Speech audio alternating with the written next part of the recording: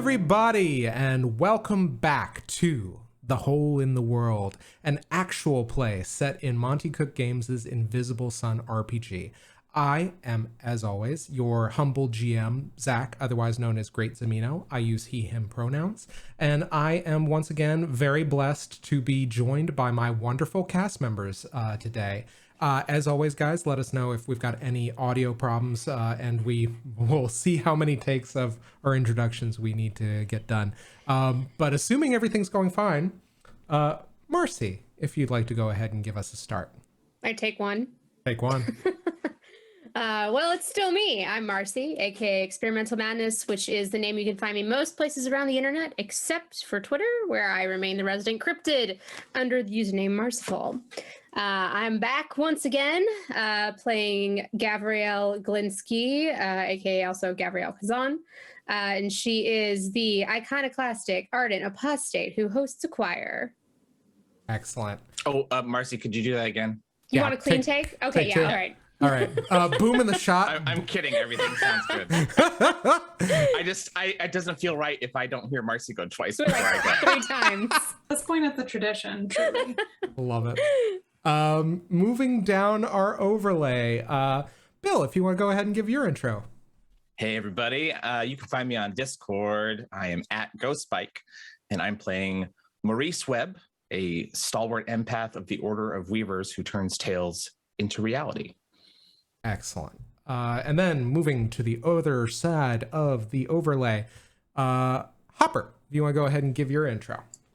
Oh fuck, that's me. What's up? Yeah, I'm very thrown off by the non-double first. Oh, okay. Anyways, I'm Hopper. Sorry about that. I use they them pronouns, and you can find me in, on, around, and sometimes intermeshed in a questionable manner with the interwebs at Fail Deadly. That's with a 3 instead of an E, because I'm a bad person and because I'm a cheaty little cheaty pants. I'm going to pull up my character sheet because I still can't remember this, despite it's only been 2 years. I have a new character. I have an excuse. Tonight I will be playing Okris, the iconoclastic ardent apostate who heralds endings.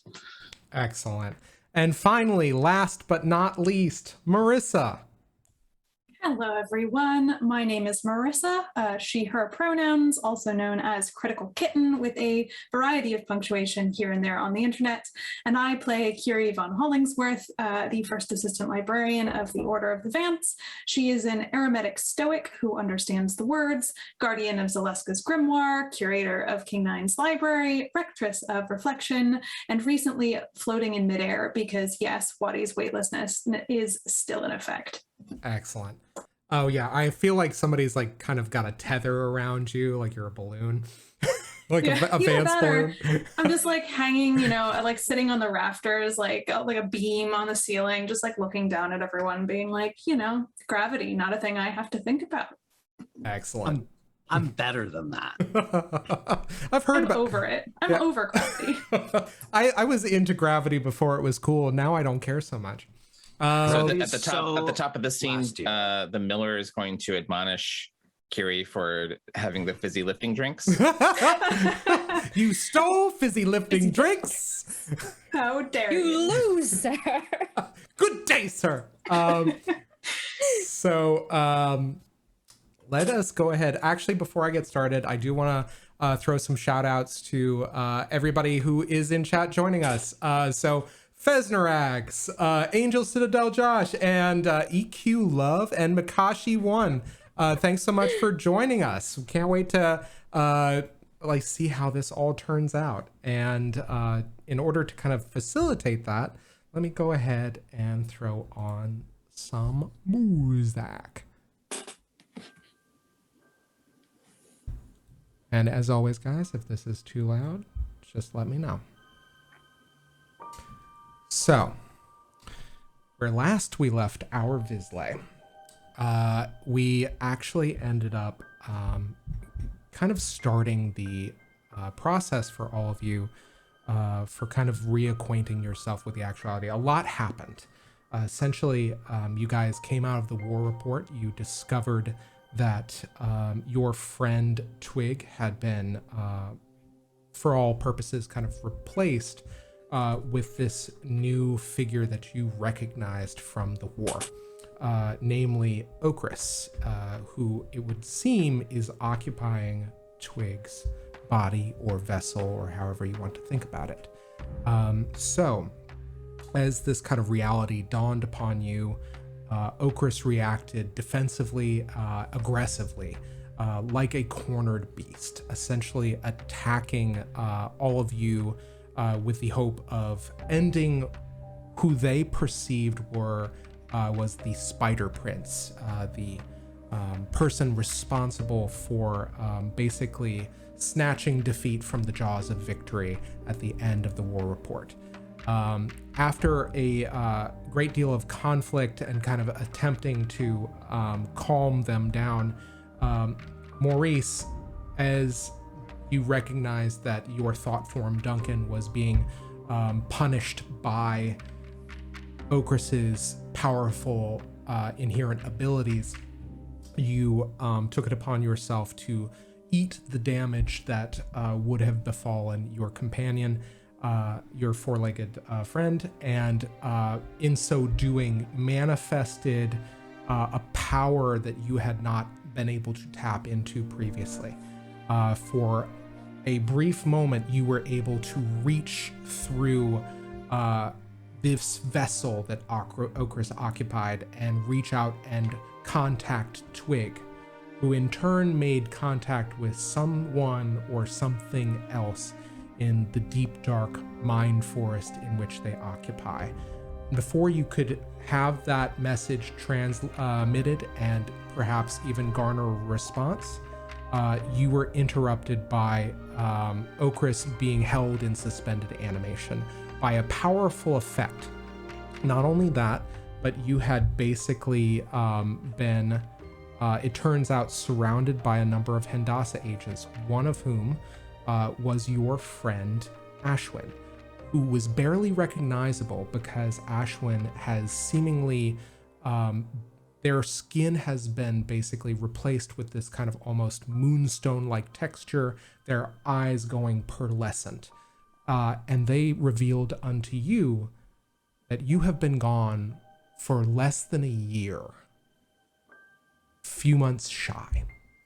And as you kind of were reeling from this revelation, a second revelation set itself into motion, namely that the miller who wanted to speak desperately with you at this juncture was no one else but Kieran von Mielis. At least it was implied that that was the case when you received a small bundle that had a spool of thread and needle, harkening back to their call sign, the tailor.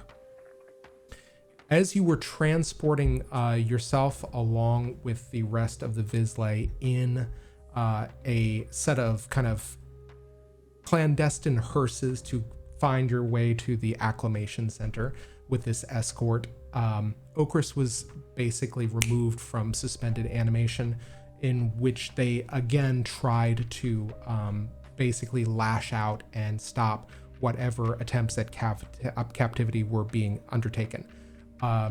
You guys managed to come to a very tentative accord.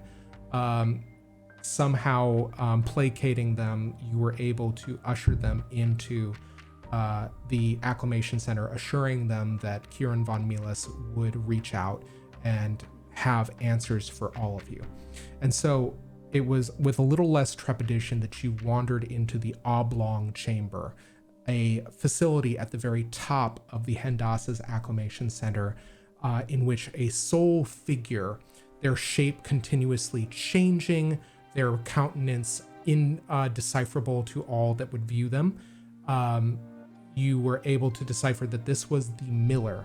And as soon as your Hendassah accompaniment shuffled out of the chamber and closed the door behind them, who would reach out and pull off the top of this suit, but a very angry, or at least annoyed, Kieran von Mielis, in fact, who has all asked you, did that have to be so fucking hard? And it is in this moment that we are going to rejoin our vislae. So, Kieran is looking expectantly at all of you. Before anybody does anything, I need to pull a card to see how well they're doing. Already? You'll see. Okay. The sealed door. Well, who is doing? Delay, inaction, barriers, unchanging. Okay. He wept at the barrier. It bested him as surely as any warrior. So, what this means is for something I needed to determine about what's been going on with Kieran, just for transparency. It turns out he's a lot more stalwart than I gave him credit. So, okay. As he looks at you, you see that there is almost kind of like a anxious energy about him, as though he wants to pace, but he is standing resolute looking at all of you. What do you do? Who speaks up first, I should say? I'll say that Maurice is looking at Okris and looking to see how Okris is doing, if their body is still actively dying. Do me a favor. Actually, the thing about it is Okris has external marks of damage on their skin. Okris, you set me a difficulty, and Maurice, you can roll. I think so they've been knocked around a little bit recently. The body appears to be the same as Twig's, so I would say this is I don't think this is super hard to interpret, but Okris is pretty. Can I make it a contested roll? Yeah, absolutely. If you would like to, if you think that Okris is being defensive about everything, you may make this. this 100%. You don't show weakness to your enemies. Okay. Go ahead and roll, guys. Ever. All right, I guess I'll spend a perception. Remember, Okay. you have not magnificent. You have enhanced endeavor if you want to spend more. Am I full of lies? Let's find out. Ooh, I have a single interaction, Bene. Fuck you, I'm lying to you. Okay. All right. Oh shit, I rolled a 9. That's a 10. Get fucked. 0 + 1. Oh shit. Okay. All right. Yeah. I'm fine. Everything looks great. Everything looks great. Complete I stone. don't think they've ever looked better. Everything's fine. They're like, wow. There's like a glow, like a post-combat glow. This person is an absolute unit. It's great. So Maurice is of the opinion that whatever was affecting Twig and killed them is not, in fact, happening to Okris. So he looks around and looks at everybody. Kyrrie, what's your deal? What can Maurice glean about your disposition? Well, I think what you see of Kyrrie is that she's floating higher than everyone else. Kind of is like she's sitting in a chair, but the chair isn't really there. And she has her arms crossed and seems to be like waiting expectantly for Kieran to like tell us what's going on here. Like, why are we here? And you glean like she's got an air of impatience about her. Mm-hmm. And I also look to Gav. Gav is in full-blown like soldier mode, like especially after the brief tussle. Gav is relaxed in a way that only a very experienced soldier could be relaxed in this kind of setting. I think even more so upon seeing Kieran, which it's kind of awkward because she definitely recognizes Kieran right off the bat. And it's not like she's like the same measure of relaxed where she's kind of around you and like she trusts you, but you definitely see some of that trust semi-reflected. There's a bit of impatience, but it's more curiosity and like what the hell is going on, but like let's hear it. So Maurice looks to Kieran and says, "So you had me in this building the whole time? This must have been fun for you." And there is a moment where I think Kieran thinks very quietly and then just says, some things did not become apparent to me until the seed was back in the actuality. I knew that. Mm-hmm.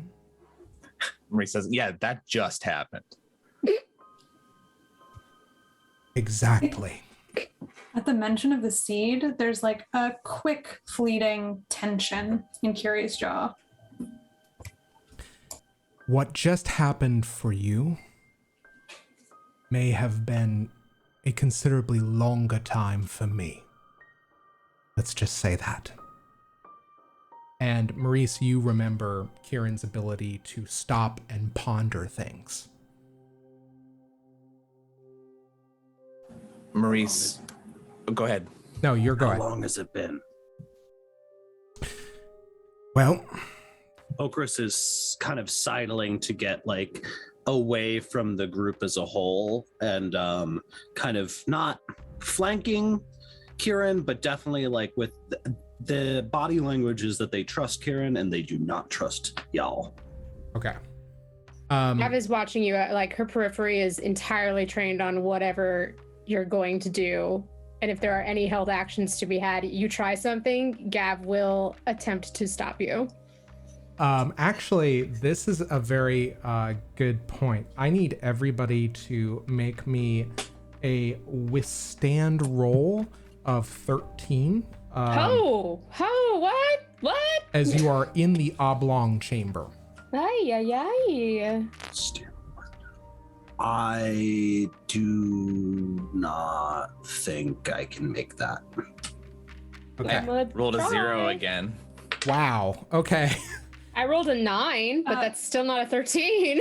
That was 13 Okay. precisely. All right. I don't think I can physically make that. Okay. I only have one withstand and I'm so strapped for Bene. Like that. I gotta take some withstand stats. So the thing that you notice, all of you that fail, is that there seems to be kind of like an effect within the chamber itself. It's not deleterious. It is not harming you or draining you in any way. But you kind of become aware of a hum that has some sort of effect within this area. And I think actually with your 13, Kyrrie, the thing that you realize is that this seems to be an area of profound focus. Like maybe this seems like you realize that as you go around the room, this oblong chamber, there is kind of this structure to it that's reminiscent to you of sigils of power and circles of power. So whatever this is, it seems to be like a generator for Kieran. So in point of reference to your question,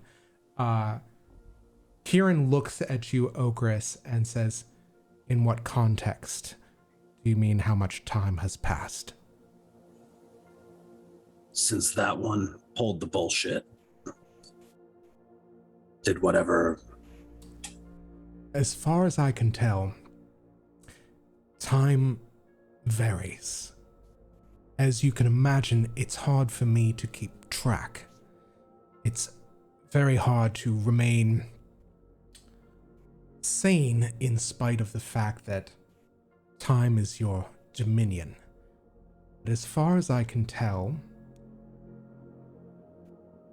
time, as it pertains to the war, is somewhat broken. For some people, years, months have passed. For others, decades. For me, it feels like decades. This is how I was able to establish the Hendassa over such a long period of time.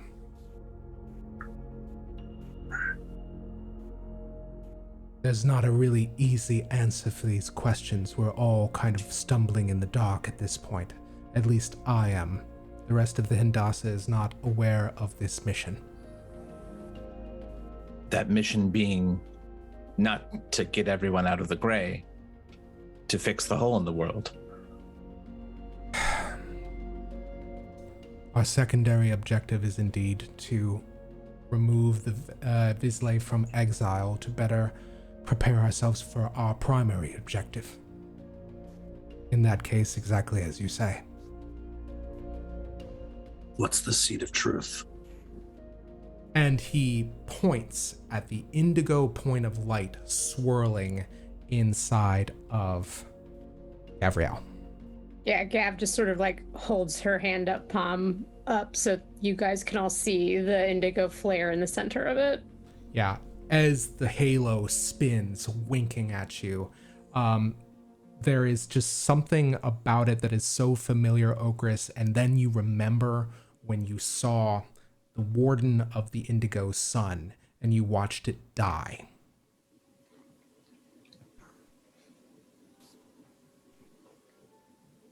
And that's what's bringing people back. That's the plan. I just got this. Wait, I'm not the one that's supposed to be bringing people back. It was someone's mission. How come Allegra doesn't remember who she is?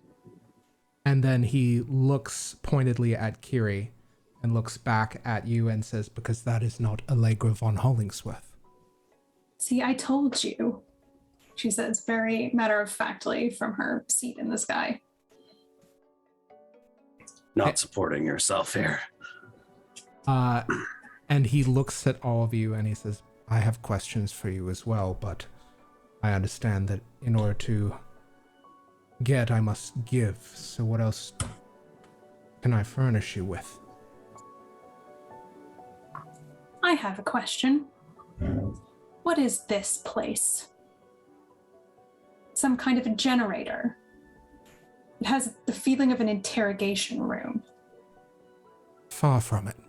And he kind of chuckles under his breath, and he looks at you and he says, this is for my benefit. It figures that Advance would be able to see into the artifice fairly quickly, but this is a room of my devising. It's a means by which I can tap into a reservoir of sorcery, such that, should the time ever call for it, my abilities of manipulation can go unimpeded. Time, as you understand it, in this room does not exist.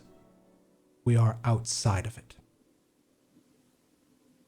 It is also a means by which I can resist any form of divination. As I'm sure, Maurice, you're aware from your understanding of the organization, I am not trustworthy of the people under my employ. It's hard to trust anyone, in point of fact. Yeah, I never really got that part about the Hendassa. Well, you can see how easily we've been infiltrated.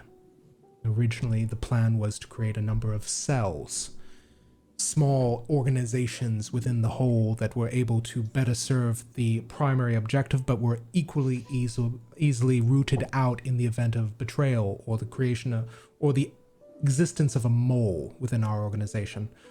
Old habits, I'm afraid. Gab looks over at you, Maurice, and just, see, I've been trying to tell you that this place was going to go up in smoke since the moment I got here. I mean, paycheck was steady. I just talked to people. I have a question. Yes. How much do you know about what happened to us? In what context? The way that you're speaking, it sounds like you know exactly what we saw and what was given to us. Did you have something to do with that? Well, I had as much to do with it as Allegra did, as much to do with it as Zaleska did. No, I mean, we've been searching for that report. Did you make certain that it would end up in our hands? It's a hard question to answer. I think that a part of me hoped that that would be the case.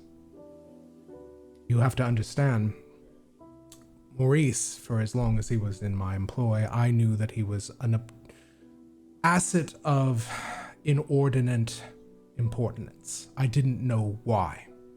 Whatever effect took place in the actuality was immediate and far-reaching. The further... You didn't remember me either. Not as you were. The further the seed got away from me, the less I remembered. And Maurice holds up his tentacle arm and says, and I guess you'd be forgiven for not recognizing me. I saw through your eyes. I was in your seat in the war report. I saw, and he glances over to Okris, what you saw. And he glances at Gav. We haven't had time to talk about what you saw. And now I'm hearing that you might not even remember what you saw. What does any of that mean? Well, for one thing, what do you mean a war report? Shut up, Spider Prince. I'm not There was a talking to you. report that we were all given that was going to give us insight into a war that no one remembers. I saw you, Okris, open a hole in the world that nearly killed everything, and Kieran had to reverse time to stop it. Do you remember that, Kieran? With picture-perfect clarity now. And you know, the fucked up thing is, Okris, you won't even remember that because that was reversed. I just know that you're like an asshole. And Kieran's all right. I realize that things are a little adversarial. It was by virtue of necessity that I tried to get you in here with as few questions being asked by my operatives as possible. I don't know who to trust. So was the bid to get us into the report to bring back the seed? I believe that that may have been the Spider Prince's objective, perhaps that of Zaleska as well. The artifice... I don't know how they were able to reconstruct Mott's memories. Speaking of, where are the others? This part is complicated. I'm at the most disadvantage here. I can understand why, Kieran, you might have maybe banked on Kyrrie and Okris and Maurice, but how would you have known when Did you know who I was when I first came here to the Acclimation Center at all? No. That knowledge eluded me. I see. Marlin destroyed your file, as it were. The questions I wish I could have asked. Anyway, Okris, this is hard. I know you. You don't know me, but I know you through watching through Mott's eyes in the report. My name is Gabrielle. Gabrielle Kazan, to make it easier. I think you know my mother and my father. I think you can literally see the gears turning in Okris's head. I understand this is a lot. It's a lot for me too. Explains the feathers. Yeah, I had been wondering about those before the report myself. But regardless of that, and now I have this new thing that barely makes any sense to me. How is this going to solve anything outside of using it to hopefully destroy the Vespertine? I don't know if that's where we want to start. Oh, I'd love to start there, and I'd love to finish it there. There's 3 other seeds, right? There was 3? Yes, and I want all of them. If it's going to help us bring down the lies that I've been saying plagued this entire city. Oh yes, of course, you would want all of them. Sorry? You have one, why not have the rest? I don't understand. I figured we would all want to use this. It's the asset that we now have that we didn't have before when we were planning everything that we were doing. You speak of we, but you are the one with the seed. You want the seeds. That's what you just said. Maurice says, Kyrrie? Kyrrie, Gav didn't take the seed. You don't need to remind me of that. So while you guys were talking, Gav looks genuinely, like, distressingly confused by Kyrrie's attitude. So I pulled a card to see what Kieran could understand or remember of this topic line of conversation. I pulled the Ghostly Presence, which is mysteries, rats, mirrors, and stone. Its meanings are the past, guilt, and unresolved issues. Oh. The tagline for this, the quote, is, do you remember what you did? I do. The divination being something from the past, perhaps something forgotten, arises in the present. The most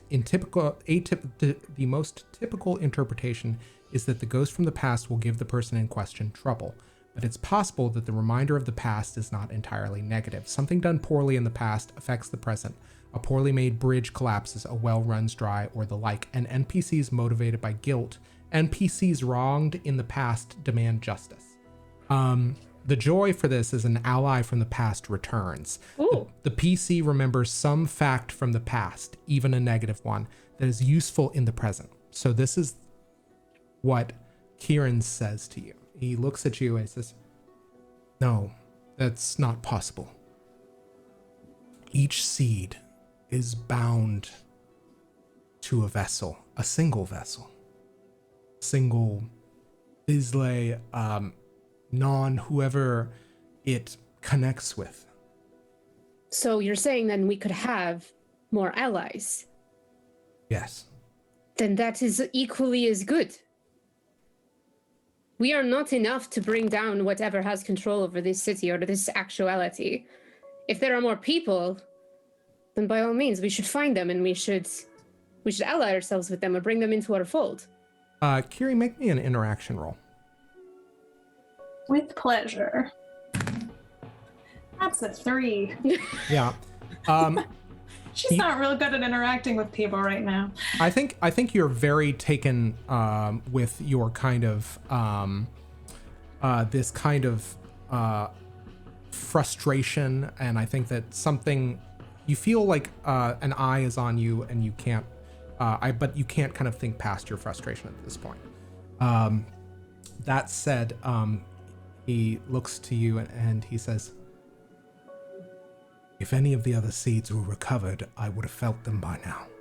That's how it kind of works. No, but we have information on how to find them. What information do you have? Well, mostly hints, but it's better than nothing. What hints? From what we got told in the report. Oh, Celestka was clever. Celestka. Oh, she's so good. So she must have found out more about where the rest of the seeds were being kept. Or where they ended up. Do you remember? Gav remembers. But, for the sake of some people, maybe viewers. All right. maybe you should help. Yeah, no, me let's out. just do a solid for the audience. And we've got minds like steel traps. Yep, but we understand the but audience might be I catching definitely up do or- read the memos. Absolutely, I So believe. I have the notes somewhere, just not open. I believe that wholeheartedly. Absolutely. So after you relate the hints, I was trying so hard to dance around specifics. so Kieran looks at you and says, so at the end of the beginning, inside the darkest house and lost in the sea of abstraction. Yeah, that. I'm going to turn another card to see which of those hints actually rings true with him. Before you do that, Uh-huh. Maurice will go over and put his hand on Kieran and use this incantation that he's just been holding on to since 2020. Oh, I love it. I love when you hold on to stuff. What you got? It's called The Hour is Thin. A person you touch will make a remarkable discovery in the next few hours. They will gain the answer to a question they ask or succeed at an intellect-based action relating to knowledge or discovery. Okay. So I pulled a card in advance of this, and this one is the Watcher, which is the sovereign of mysteries, rats, mirrors, and stone. Its meanings are parental figure, sight, alertness, observation, and knowledge. The wisdom that comes from taking the time to observe and contemplate before acting cannot be overstated. The Watcher watches. He observes from afar, assessing and contemplating. He records what he sees and analyzes the data. He remains ever vigilant from his vantage point. Nothing slips by his eternal gaze. The sovereign of mysteries, the Watcher is a father figure. He shares his knowledge with those close to him and advises those he deems worthy. The movement of the stars are the thoughts of God's given motion. A parent becomes a prominent figure. A watch person catches a criminal in the act. Something amazing is seen. Secret knowledge is the key to a significant problem or challenge. Guys, also, point of order, I think this is my sovereign and Kieran's sovereign, if I'm not mistaken. Yeah, so basically the value on the card is 9. So essentially what Kieran has done is he has essentially rolled an 11 because he gets 2 from the sovereign. So he thinks about these things, and there is a look of epiphany on his face as he starts. In the sea of abstractions not very far from here. I mean, you have to literally sail to it, but there are many half-worlds in the sea of abstraction. There must be some way of locating which island it's on. Wait, the half-worlds exists in the sea? Yes. How many? Countless. But there has to be a means by which you can locate it. I haven't something I might be able to give you that could assist, but let me think more on this. The darkest house. That one's a bit of a mystery to me. But the end of the beginning, it makes sense because I was thinking about what did she used to say? General Kazan. She talked about the path, about how one was able to traverse it. We would proceed down the path, but to go back to the beginning or to the end of the path, you would have to traverse the night side. And the end of the beginning is the dark side of the silver sun. And But that's... he looks pointedly at Maurice and says, something you would know about. And then, yeah, what were you going to say, Gav? Before the war report concluded, before everything became fuzzy and we ended up back, I know that the other Pathwalkers and Mott ended up in the Silver Sun. Yes, and and again, that moment of realization. And he looks at Maurice and says, so that's why you saved her. And he's looking pointedly at Gabrielle. You knew they were going to the Silver Sun. And he looks again at Okris. Oh, that makes so much more sense now. And he looks at all of you and he says, I know why the Spider Prince kept us out. It's the Warden of the Silver Sun. You have to give it something precious that you have created. And he looks at Okris and he says, I hope you don't mind the offense, but I don't think you've ever created much of anything. And then he looks at Gavriel and he says, and I know the only person in a position to give something that they'd created was unconscious when they were transported. One of the most precious things they would have created was you. The Warden keeps its creations, its inspired objects, whatever vislae, whatever travelers give it. The Spider Prince saved you, both of you.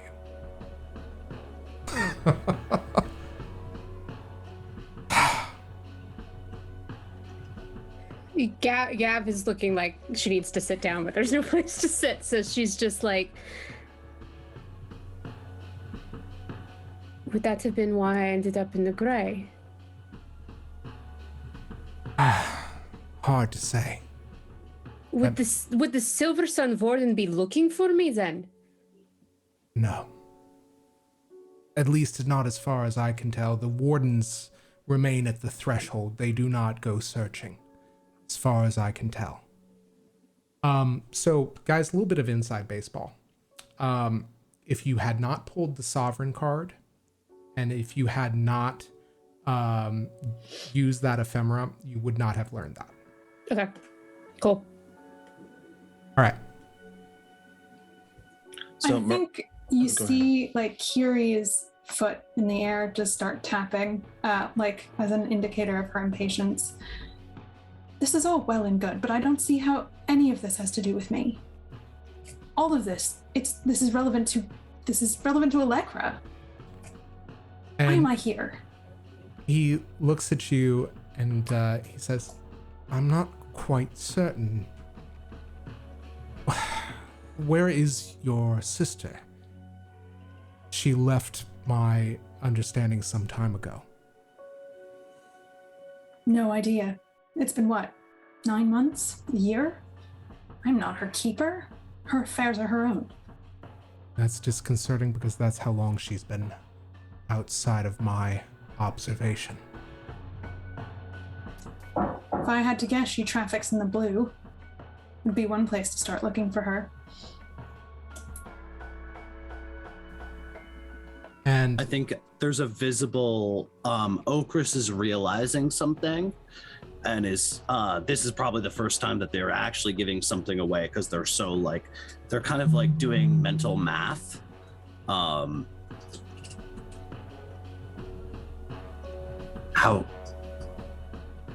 long?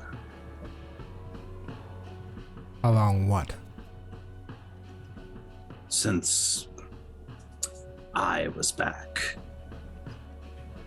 Roughly about that time as well. No, you've been gone decades. I'm actually... No. Not how long since they were back. The body. Maurice volunteers Where did this. you find them? Maurice volunteers this. Twig, my friend, arrived, and I say exactly how long it's been.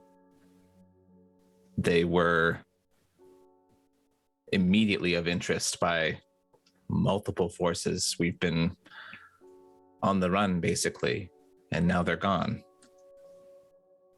They killed one of them. Who?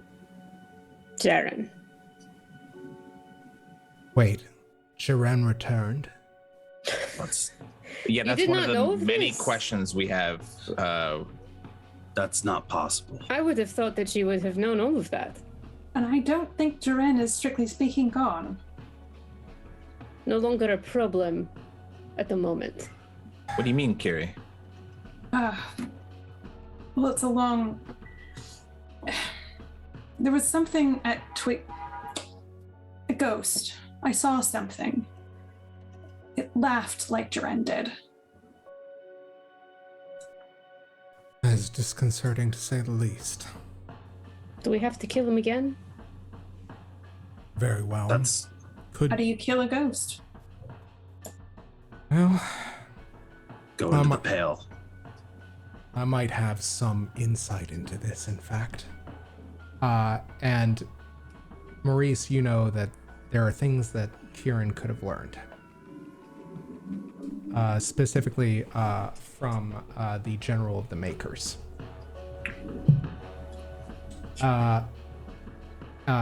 And he looks at you, Kyrrie, and he, I think, looks down at the I say looks down, looks up at the bundle that you're carrying. And also, because he's in this hyper observant mode, he's gonna notice one other thing. And he looks at you and he says,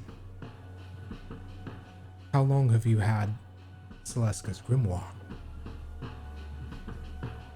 Her hand, like a very protective parent who's like something they've been trying to shield, like their child that it's just been noticed, just instinctively, protectively goes to the grimoire. How do you know what this is? It's hard to miss. She carried it everywhere with her. What concern of it is yours? There might be some insights to it. There might be something that she wrote about, something that would give us some insight into additional information here. Well, you and the rest of the vislae would have it opened. It won't open for anyone. So she trusted you with it.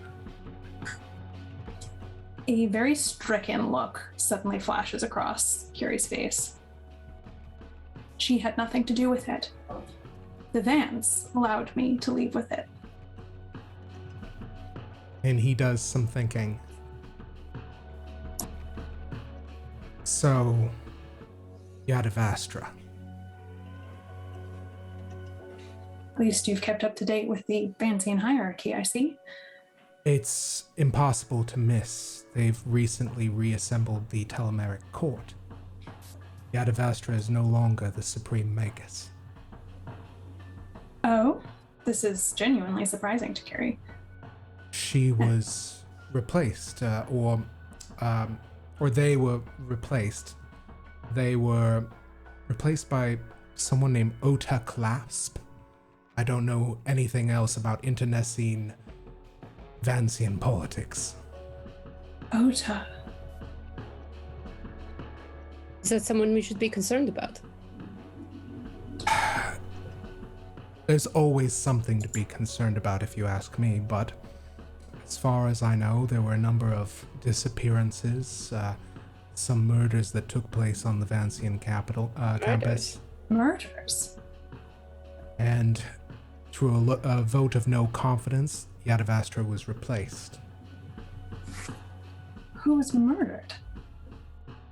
A number of Vansian students, several Parasad or agents, I believe, went missing as well. Do you have any names?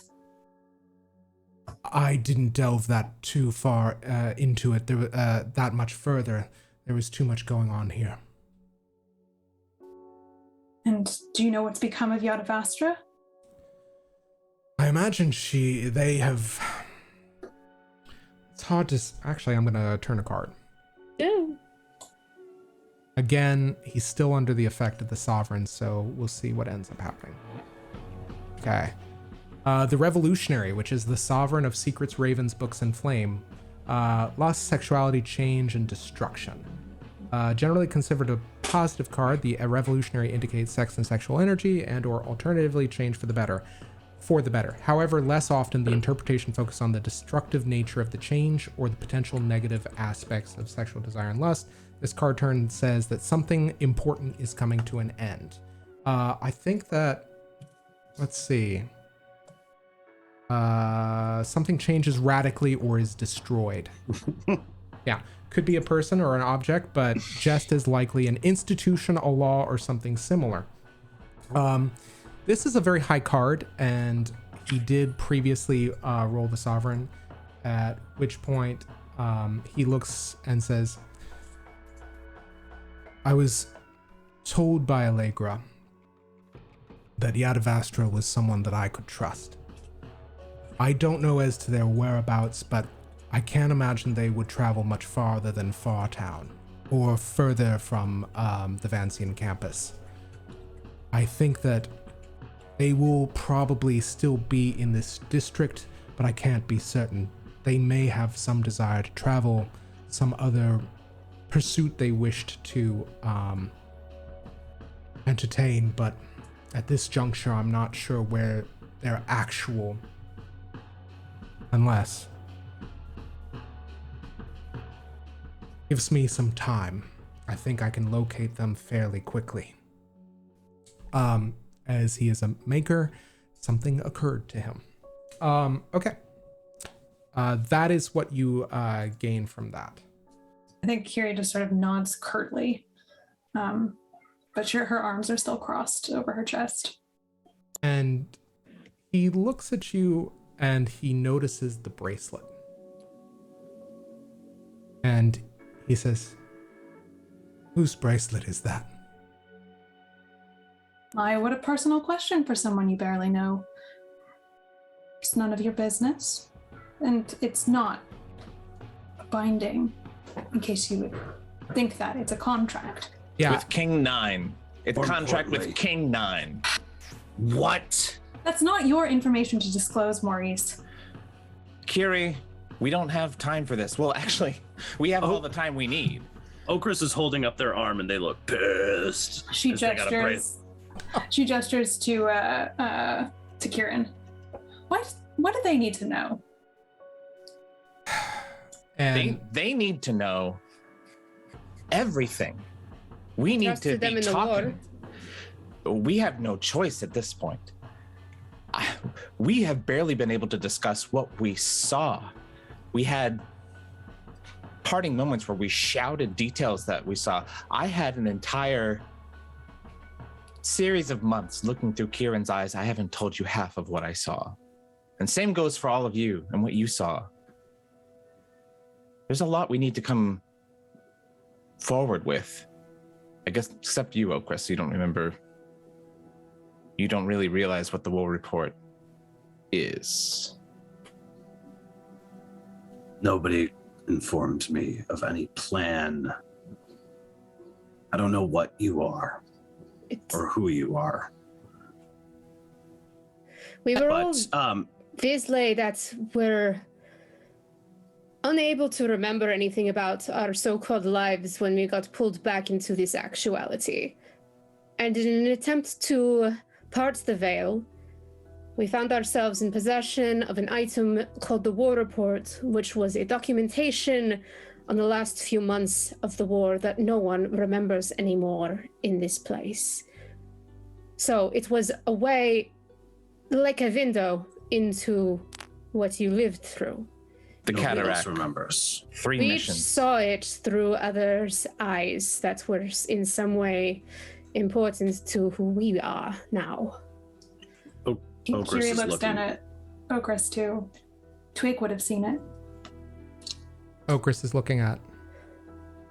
At Kieran, kind of looking for confirmation. And he looks at all of you and he says, "There is something that was by the Spider Prince's design." And I still don't know what that is, so nobody look at me. Okris is staring, mad dogging you right now. And and Kieran looks at all of you and says, "The Spider Prince endeavored to hide everyone who needed to be safeguarded as deep as possible in the gray. And as they were a teller of stories and fabricator of fictions and webs, they were able to do layered tales, so to speak. A lot of people that come from the gray, they have a set time, a set understanding of a scientific contemporary world. If I am to understand things correctly, the Spider Prince invented an additional tale on top of that Namely, different decades, different stories from inside this contemporary reality were brought to the fore for those that he hid. You wrote what I lived through. Gav looks like she is trying very hard not to blame you, Maurice, right now, because she logically understands that you don't remember it, but everyone else, I feel like you can all sense the temperature drop at least like 5 degrees around Gav as like pure ice just hits you as she's looking over at you. And Kieran is not probably the most observant person when it comes to interactions, but the temperature drops low enough that they look at Okris and they look at the Gavriel, both of you, and they look back at Okris and say, "You were trying to kill them when the operatives came. They were sent to detain the most present threat, which I assumed was going to be him." And he points at the Spider Prince, or at Maurice, rather. And he looks at you and he says, "Why were you trying to kill everyone?"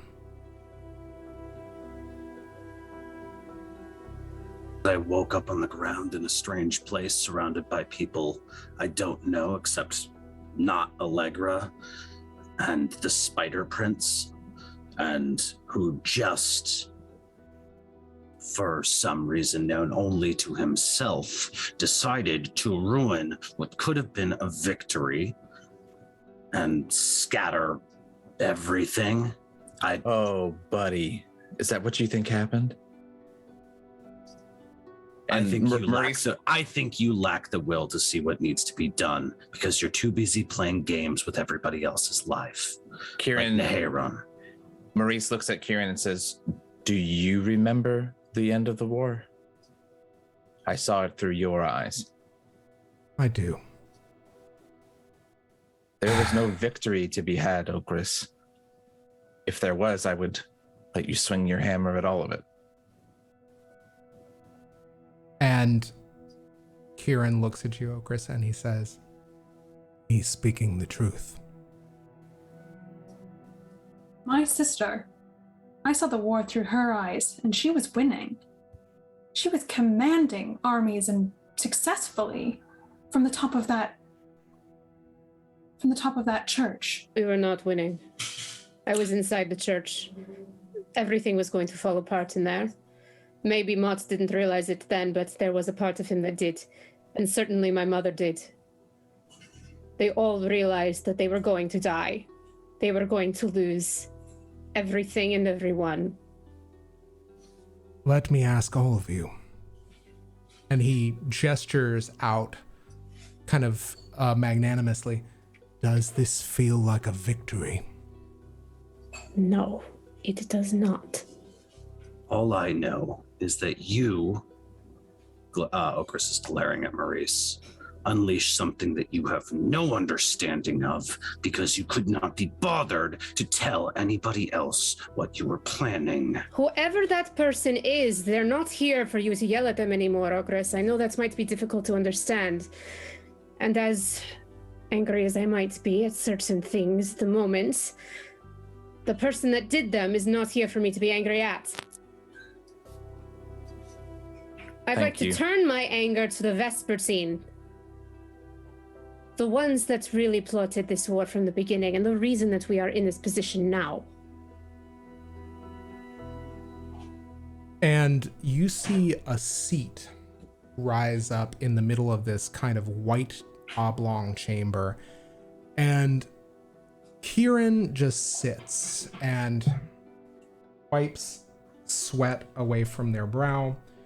And they look at he looks at all of you, and it's very apparent to all of you that it doesn't look like Kieran has slept in years.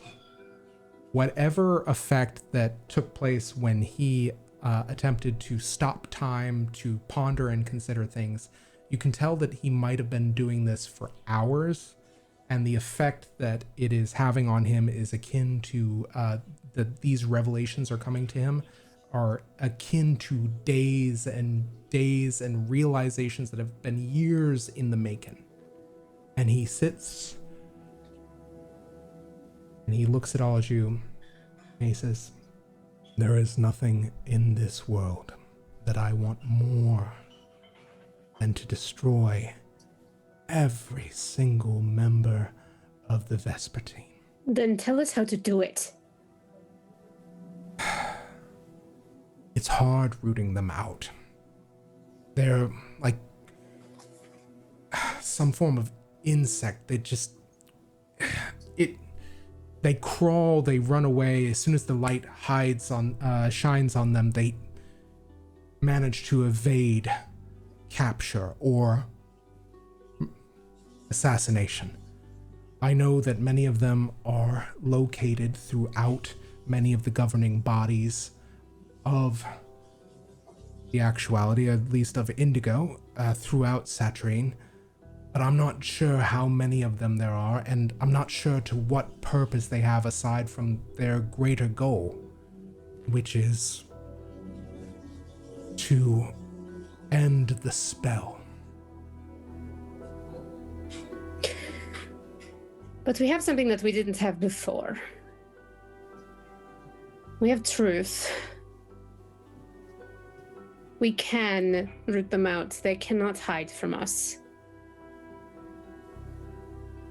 I don't care how long it takes. You can give me a name and we'll start there. And move on from one body to the next. I don't think that we have the luxury of a leisurely intelligence gathering and operation to end the Vespertine. I think if Kieran is remembering things because of the appearance of the Seed of Truth, we can assume that this is having an effect on others. Oh, I fully expect that that's true. But I can't conjure knowledge from nothing. If we have at least one name, it's one place to start. We've always had knowledge at our disposal. Perhaps not truth, but knowledge is something that I know how to wield and how to find. Kyrrie, would you mind coming down and joining us? Why? I still haven't heard what I'm doing here. I've heard a lot of information, in fact, in the past, however long we've been here, but I've still heard nothing about that. Why did the Spider Prince write me a separate reality in the gray? Was Allegra too busy to go? Is that why she sent her little sister instead? As far as I can tell, I have nothing to do with this. Maybe she's not the sister that you remember her being, or anyone. GM question? Yeah, absolutely. How similar does Kyrrie look to Allegra? Make me a perception roll. Because this has partly been just Ogris being a little bit baseline. All you vislae look the same. That's a 7? Okay. I need you to make me an intellect roll. Oh, I have Bene. Oh, that's one I have Bene in. Cool. I'll spend a Bene on that. What? That's a 6. Okay. With the Bene. All right. With a 6, I will say something is apparent to you, which is that there is a memory you can't seem to locate. It's kind of fuzzy. You remember Allegra having a scar and a different way of wearing her hair. But in your memory, that scar flickers in and out of your mind's eye. The thing that you notice with that 7 on the perception is, as far as you can tell, and, like you said, vislae are not, like, social, kind of observation is probably not your specialty. So the thing that is striking to you is, for as far as you're concerned, she does appear identical to Allegra.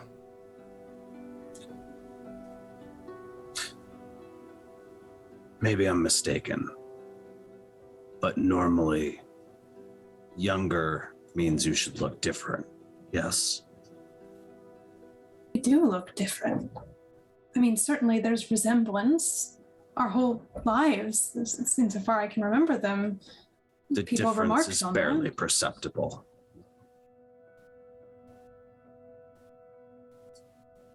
Kyrrie, do you remember when we met? You were teaching me what magic was. We would study together, and you always told me that two people could study something better than one. And I think that you're going to get to the bottom of this, and I'd like to do it with you. And he extends his hand up to you. You don't have to stay, but I'd like you down here just the same. Kyrrie thinks about this for a moment.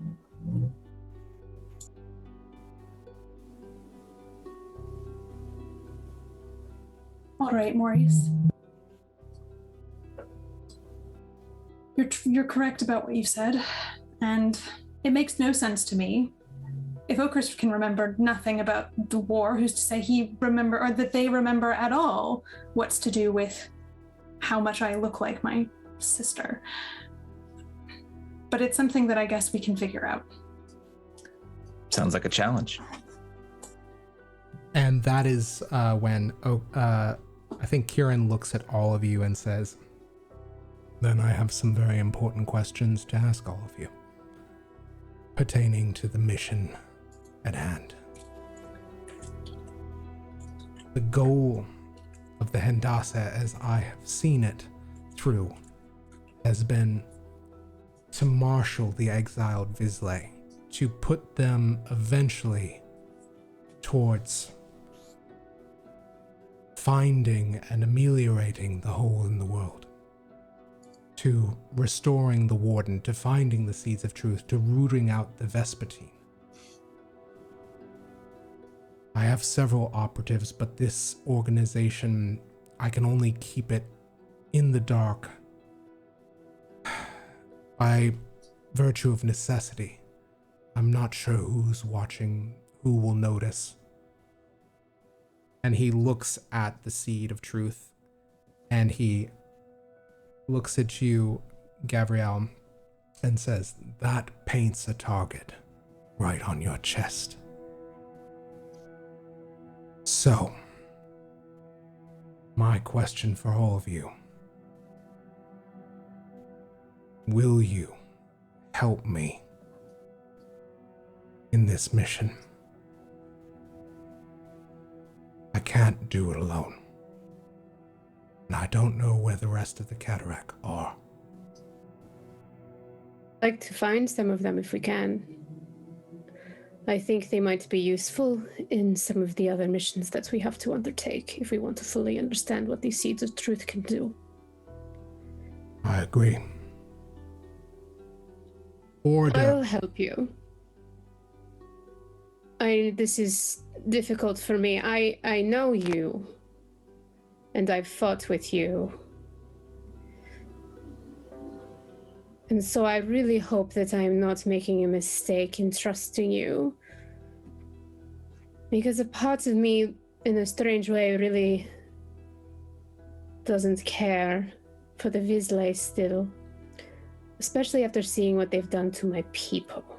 But if your organization can help me find the ones truly responsible, and will help me kill them, I'll give you my gun. Excellent. That's one more than I had before. You may have a problem then. What's that? Because if your plan is to kill them, I killed Kieran. If Kieran came back, that means somebody slipped through the claws of the Empress, and that vislae should not be able to do that. That is a very good point, and there is a mind at work. And he looks before he says anything, he looks both to Kyrrie and to Maurice.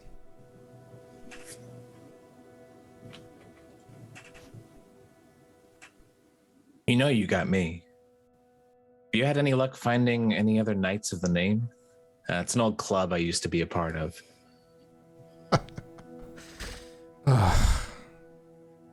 Altruists. Just exactly what I need.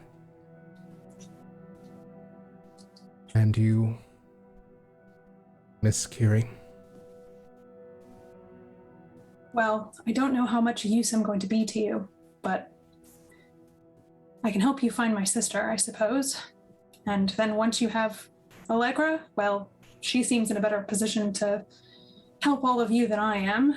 She was certainly more involved, so I can't say after that, but I can help you till then.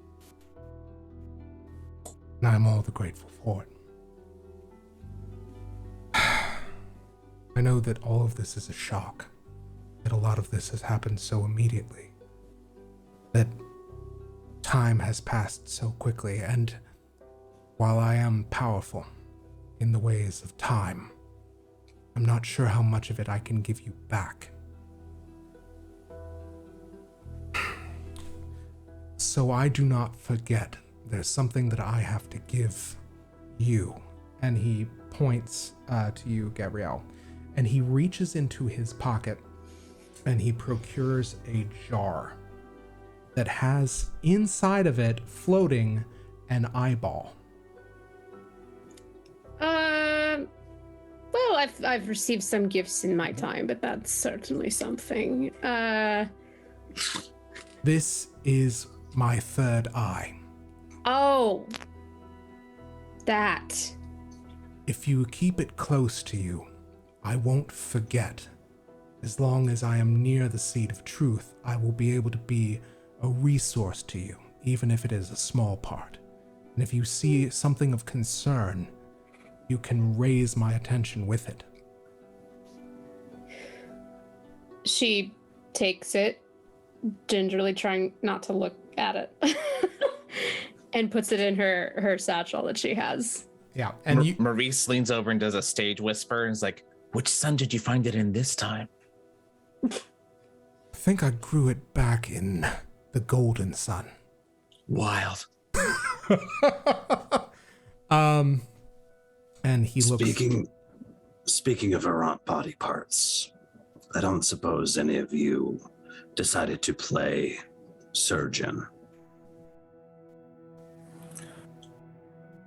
What do you mean? And Ogress takes their two fingers and jams it into their chest and wiggles the massive. Be wound careful around. with Twig's chest, all right? That's been gone for a while.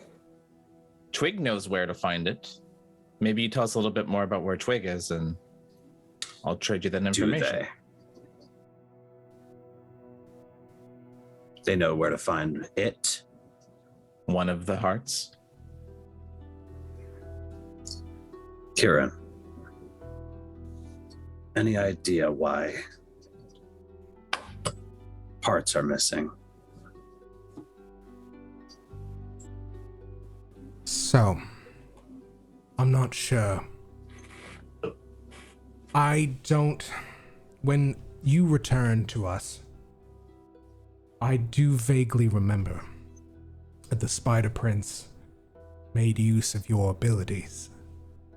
And I'm actually going to turn a card to see if he thought it was Twig or if he thought it was you, Ogress. The unknowable truth. It is emphasizing indigo, it's weakening gray. Truth searching futility. The raven stands watch over the unknown. As we strive for understanding, the closer we get to the truth, the farther away it becomes. We know this to be true, but only after we've made the journey. The truth we learn is that we cannot actually know the truth. At the very heart of the Seeker's family, the unknowable truth is the ultimate secret. A secret that cannot be, by its very nature, learned. But still we try anyway. It is futile, and yet it is productive. Even when you climb an infinite mountain, you are still moving forward. When the unknowable truth card is revealed, it affirms and advocates for a conclusion. However, it indicates futility regarding a plan. Otherwise, it means that the answer requires more searching, or perhaps searching elsewhere. The foolish find the unknowable frustrating. I find it sustaining. Okay. So this Twig's card families are secrets. Yeah. Ravens and books. Yeah, perfect. Okay, so what is going to happen? I am going to give you despair. Kieran looks at Maurice, looks at you, and says, as far as I recall, it was you that helped take these memories and safeguard them. Maurice, have you found them yet? And as he kind of plays off this knowledge, I need you to make an experimental die roll.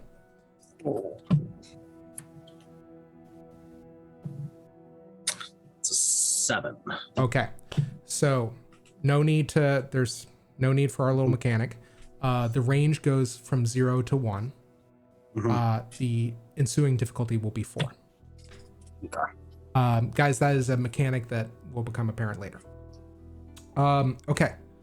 And for what all he can remember, it seems like Kieran interacted with what he thought was you when memories were taken. And he asks pointedly, Maurice, where did you put their memories? I know it was part of the plan to safeguard them from discovery. I would tell you if I knew. If you're saying there's memories to find, to recover. Yes. I remember that. And again, And Okris took them? Okris, Twig, whoever, took the memories out of the cataract and safeguarded them someplace else. Perhaps Is that what's in the war report? The memories? Do I remember this? No, I think Okris would not remember this. This was a memory that Twig had of taking the memories out of everyone. Every member of the cataract. Would Kyrrie have this memory though? You actually, I remember, experienced that memory as well. I ate it. Yeah. I ate this memory. Mm-hmm. And I remember that. I'm gonna need that back. Yeah, I remember that moment. So yeah, I think he is describing this memory to you, and you realize, oh God, Twig took those memories and placed them someplace. Maybe a part of them made it, like maybe a copy of them made it into the war report, but maybe they're elsewhere as well. I saw that happen. Twig did take everyone's memories. I don't know where they've gone though. If the memory didn't go that far. And he thinks on it and he looks at you, Maurice, and I'm going to turn another card. I'm looking for something very specific. Okay. The driver. Impetuous travel, forward motion, and speed, always moving forward, something there is no other recourse than to simply get away. Escape is often the best option, and the best escape is a quick one. Like a shark, the driver can never stop moving. She's always racing ahead, always moving forward, making sudden, abrupt turns down new avenues without warning. They say that it's not the destination that's important, it's the trip. Well, if that's true, the driver does it best, because ultimately she has no destination in mind. It's never the point. The point is speed, motion, and the ability to change one's mind from second to second and yet do so fluidly and flawlessly. The driver is the defender of the Mysteries family. She protects by enabling others to get away. She carries them to safety, always moving forward. There is nowhere she cannot go if she is behind the wheel. So it is the defender of mysteries, rats, mirrors, and stone. Who's that? That's me. Okay. And also Kieran. Excellent. So again, and I will say that if you're looking at the card, the driver is basically traversing this highway, and there's a massive kind of skull of a giant creature and its skeleton in the background. And this is very dreamlike to me. And because it is your family's, and also because it is Kieran's family's, he's going to look at Maurice and he's going to recall something, which is, you said at one point that you had to go back to the blue for some business. I always thought that it was the night side of the silver sun in which the true spiders made their home. But maybe that wasn't the case for you. I don't know why. Moreover, we're at a bit of a crossroads. If you want to try to blunt the threat that the Vespertine are posing with their dead agents, I would recommend going to the Pale Sun. Wherever else, any other leads you want to follow, it's completely up to you. What would you like to do next? And as we think on this question, we're going to take our 10-minute break. Kieran is looking at all of you, these revelations kind of coming one after the other as all of you are finally have the opportunity to not only basically find out this truth, but also to contrast and to compare notes. And all of you kind of realize as well that Kieran has been ostensibly alone in this fight for some time, and there is a simultaneous measure of relief and exhaustion on his face when he speaks to you. And he looks at all of you and he says, I don't know about all of you, but I'm ready to sleep for about 1,000,000 years. I've had the agents take the liberty of drawing up rooms and boarding for all of you if you wish to stay here. I would advocate that so that you don't go too far before planning a course of action. However, you are not captive here. You are not being contained. I hate to say this, but I have to afford some measure of trust in all of you. So, I will leave you to your own devices for the time being, but I will try to answer whatever questions if you have any remaining, but I'm so tired. And he rises from this seat that has basically kind of risen from the Oblong Chamber center.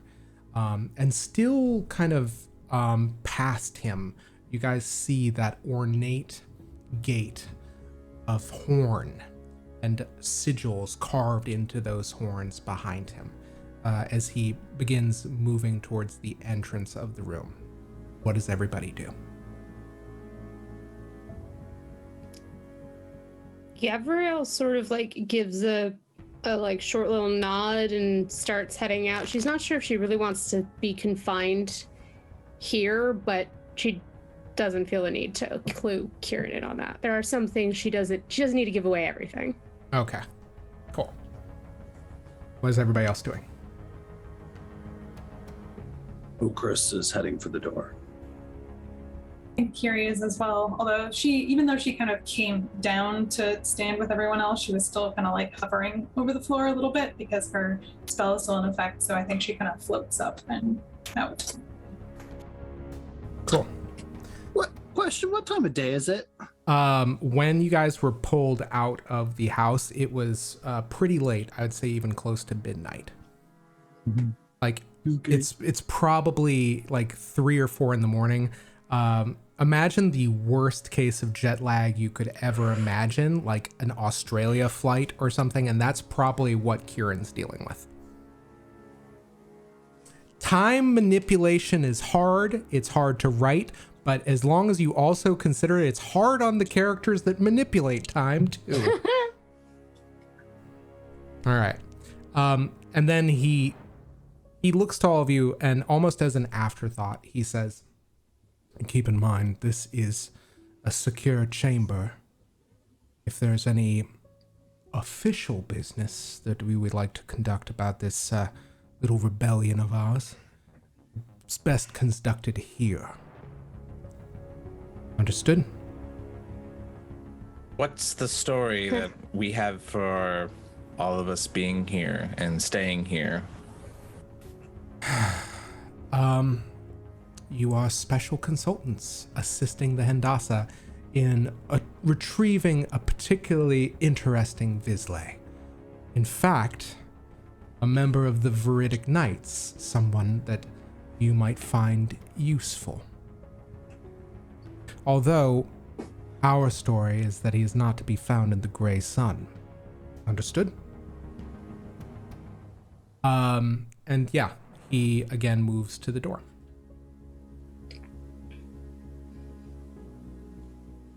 Kyrrie, what are you doing? Kyrrie is sort of floating on and up and out to where the accommodations are. I think she has no desire to linger behind. She's going to where she was instructed to go.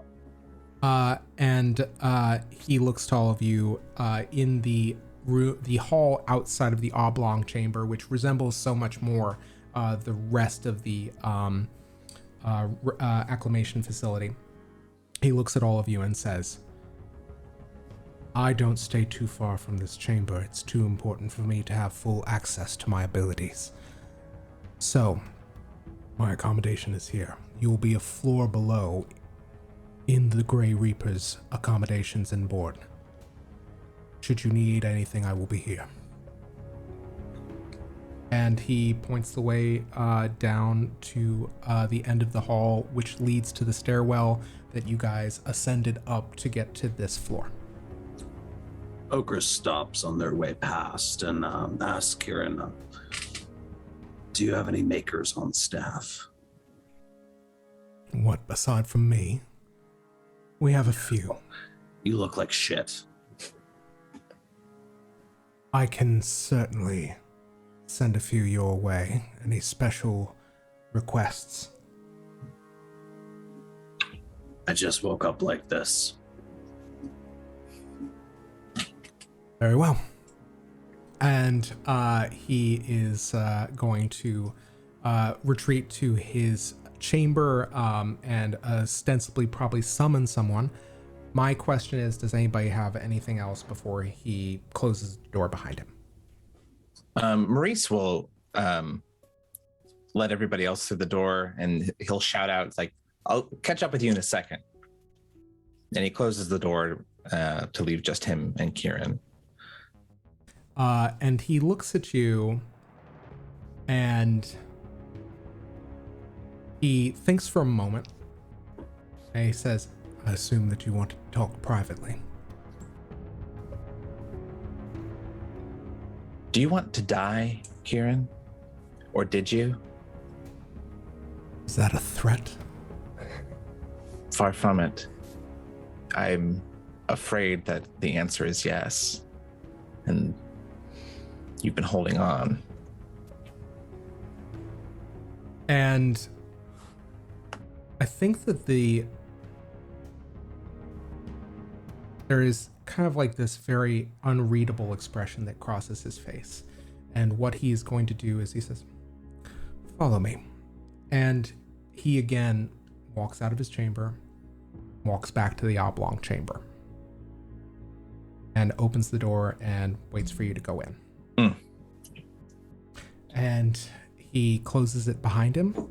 Once again, you hear that hum as the circle is completed, or the oblong shape is completed. And he says, we're an organization of spies. Can't very well have me admitting anything that might... I completely thought we were still in this room. Sorry. Oh, no. Oh, okay. Retcon that. Yeah. As he moves to make for his accommodation, he closes the door to the Oblong Chamber instead and says, we are a organization of spies. Still, if anyone were to be listening, I'd prefer they not have their morale tested in this way.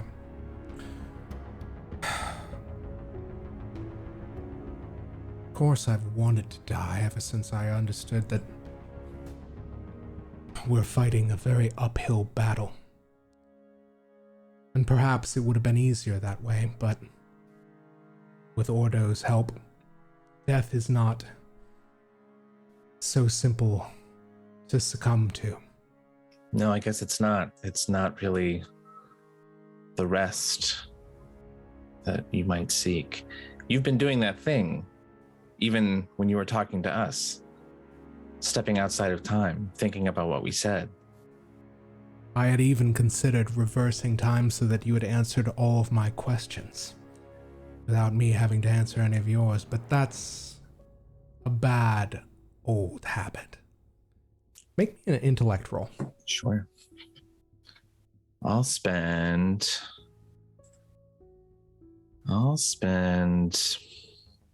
God, so with that, sorry, my secret that allows me to spend more than one. The expansive endeavor. Yeah, You can spend up to 3, right? Up to 3? Yeah. Okay, great. I'll spend 3 on this. Okay. Boop. Oh, that's great. That's an 11. Okay. He has definitely done it at least once while you were talking. Probably once and then stopped and thought better of it. Maurice continues and says, however old Gav is, that's at least how long it's been. But for you, and go ahead. No, go ahead. What are you gonna say? But for you,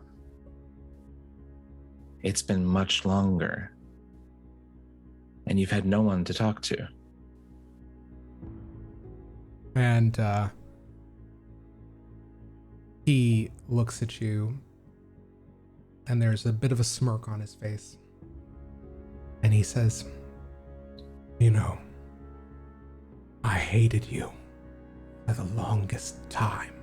Oh, I felt it. Do you have any idea what it's like to sit behind your eyeballs? Oh, thankfully I haven't had that privilege yet in the actuality, although I'm sure there's plenty who purvey that privilege. I hated you so much. And then I started following the patterns. And I remember asking you as many questions as I could after the events of the Battle of Upper Taviswood. And the thing that I resented the most about you was that you were a god among ants. A true spider. They look at vislae like us, like bacteria. If there is such a thing. Tiny creatures not even worth our notice, but you were different. And I thought it was part of some long game. But you're not a full true spider, are you? I don't know if I ever was. Whatever I was, though, I'm not that now. Something's gone. You gave up something to tell the story the way you wanted it to.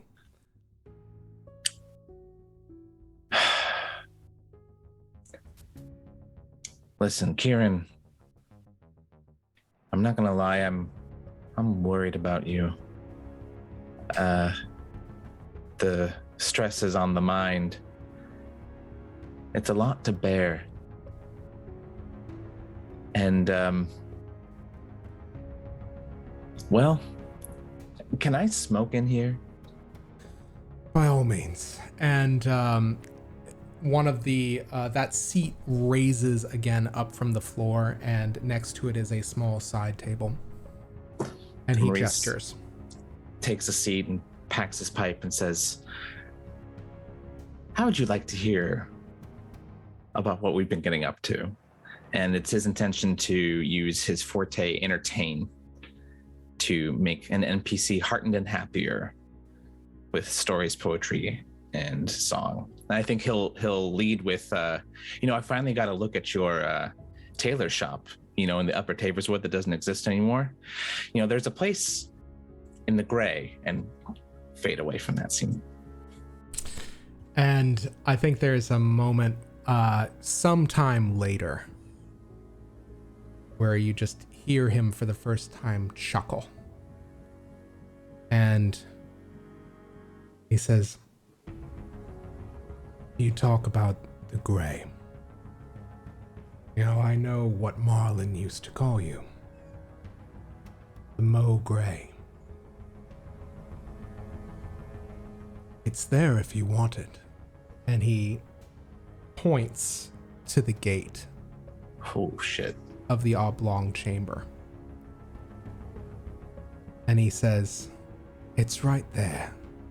The Grey Reapers use it every day to try and plant the seeds and reap the vislae who remember, who want to return, who are not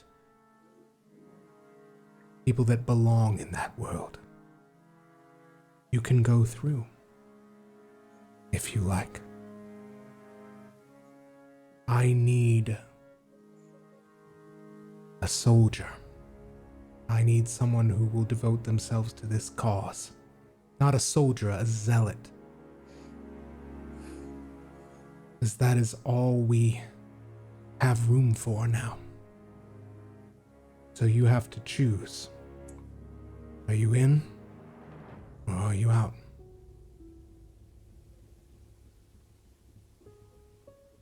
I would have had a different answer for you 9 months ago. Frankly, I'm wondering how much of what I would see there is stuff I wrote. I'm not here to hide anymore.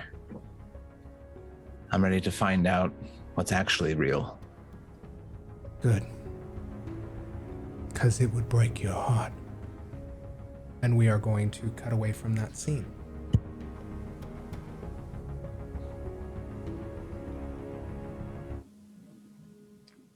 What are the rest of you up to?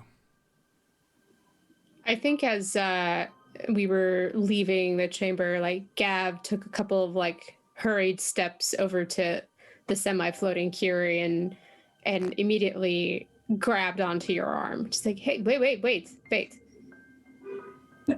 What? I'm very What? tired. Did I do something? What was that back there? What was what? Look, you're not that hard to read. You're mad at me. I've done something. Well, thank you for that glowing endorsement of my ability to constrain how I'm feeling. I'm glad all Great. the lessons that we've had have gone to good use. Look, I know I'm probably not the most, refined out of all of us, and I have a propensity to say and do things without really thinking about them, but what did I do? You haven't done anything, Gav. But you could. You have the entire knowledge of the actuality at your disposal, after all. Well, I don't think it works exactly like that. I don't actually know how it really works at all. I'm still trying to figure that out. Please tell me exactly how the seed of truth works. Kyrrie, wait. What is wrong? What is the matter? Like, what happened? What did you see in the war report? I wasn't in the war report. It couldn't have been something I did then. I saw you, you and Zaleska, after that. Before the rest of us got there? Sure, but I wasn't there that long. I didn't threaten her. Well, I did, but that was before I really understood what was going on. Are you mad that I threatened her? Because I wouldn't have done anything. Maybe that's why she did it. What did you say to her? I was just confused by coming out of the war reports and seeing everything and the realization of what happened to my family and my people, and I was just angry. I didn't do anything. Well, when I came in, you were hugging her. What did you say to her to make her give you that seed? Give it to me. I didn't ask for any. I didn't. She gave it to you. There has to be a reason. I didn't ask her for anything. It just happened. Oh, it just happened. That's not how the Vants work. I you didn't don't do understand anything. that. I don't. And then like Gav sort of stopped and was like, wait, are you jealous that I have this? In the Vance, you earn the knowledge you have access to. It's not just given to you. It's not a random lottery that they pull out of the hat and say, you deserve the truth of the universe. She looked at you, Gav, and she gave you everything. So I am undeserving of knowing the truth about what this place did to my people and my family. Is that it? She clearly believes you're more deserving than all the rest of us. I understand now. I think that I do. I spent a good chunk of time coming into this actuality, not knowing my place in it, hating it for every second that I was away from my real family and my real life and the war I left behind. And now that I have a glimpse into what this world is really like, to be able to maybe save whatever remains of my people. I don't deserve to have that ability. I am unworthy of it. You are somehow more worthy. You must be the keeper of all knowledge because of your education, because you are the Vance, because you have the privilege of being more refined than surely myself, this mutt of a soldier. Worthy of it. Of course you're worthy of it. You're capable, or she never would have given it to you. Don't you understand? You have her grimoire, you have all of her knowledge, you have all of those spells, and you are worthy of that. I'm so not worthy I cannot of have that. this? The grimoire won't open for me. It won't open for anyone. Where I come from, absolute knowledge in the hands of one person is its own form of control, its own form of tyranny. I don't have all of the knowledge. I have a window into something that could help all of us, that would, everything that we had planned, you and I. People exist who devote their lives to protecting, using, sharing knowledge. You don't have that training. So teach me. Why? You don't need it. You said so yourself in the chamber. You just want to go get the rest of the seeds and... That was when I thought that they were just seeds, but Kieran says that they are people. That is more important. They all might have reasons for fighting. What if they're all like us? What if they have... All of them have been lied to their whole lives, and they need to know what's going on, and we need to bring them together.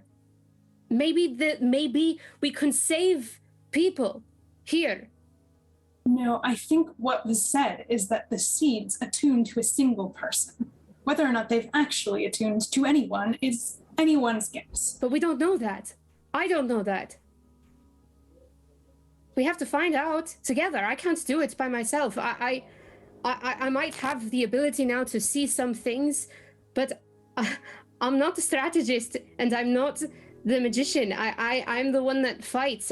You point me in the direction and I will shoot. I'll find our enemies and I'll hunt them down, but I can't do that alone. And you taught me that in Maurice and even Twig. But really, even watching everyone through the war reports, I saw what they did. I saw what they fought for. And in the end, how they tried to save my people. I can't save them. I don't even know how many are left. But I know that I can't defeat the Vespertine or the Deathless Triumvirate or whoever else is lying to everyone here. And I may not trust most of the members of Satyrine, but at least they deserve to know the truth. The people that they lost, the families that they'll never know that they had. And I know you know that. I know you believe that. And that's bigger than both of us. Oh, yes. It's all very noble, isn't it? I thought that you wanted to fight for a cause, but now it seems that you just wanted to fight for your own self-gain and knowledge, and I want to be wrong about that. Speaking of, I should probably hand in my resignation, shouldn't I? You don't need a librarian in your employ with the seed of truth at your disposal. Stop.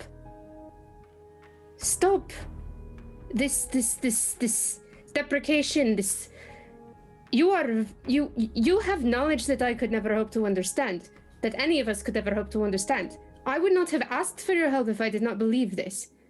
I would not have invited you in to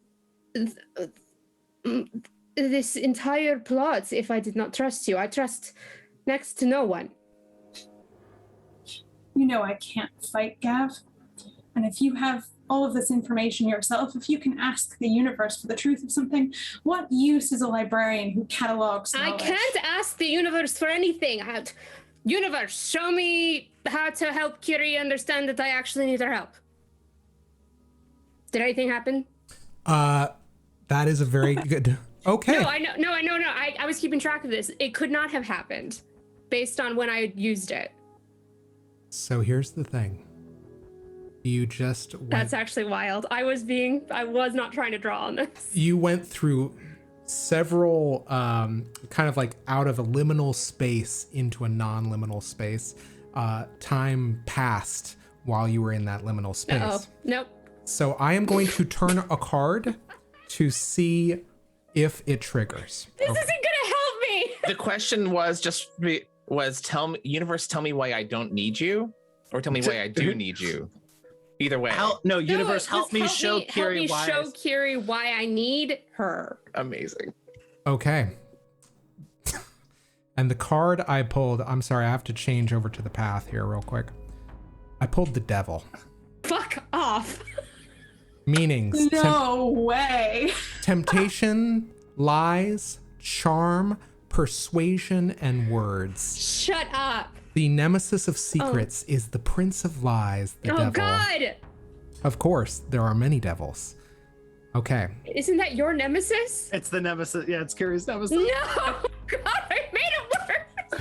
This is most often a sign of danger, but its interpretation can focus more on the devil's tools than his aims, charm, persuasion, and honeyed words.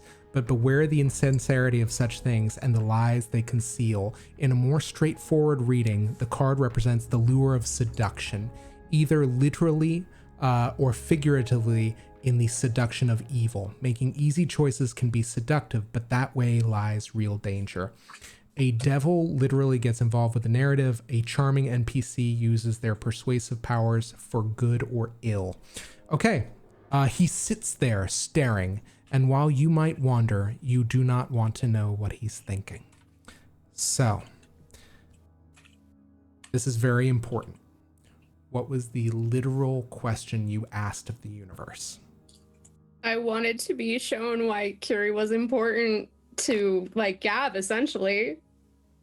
Why there was things that Gav couldn't possibly do that Kyrrie could do. Okay. Oh God. Okay, so Oh God, no. my question is, what is the intention here? Is it to charm, to persuade her, or is it to literally understand why she's so important?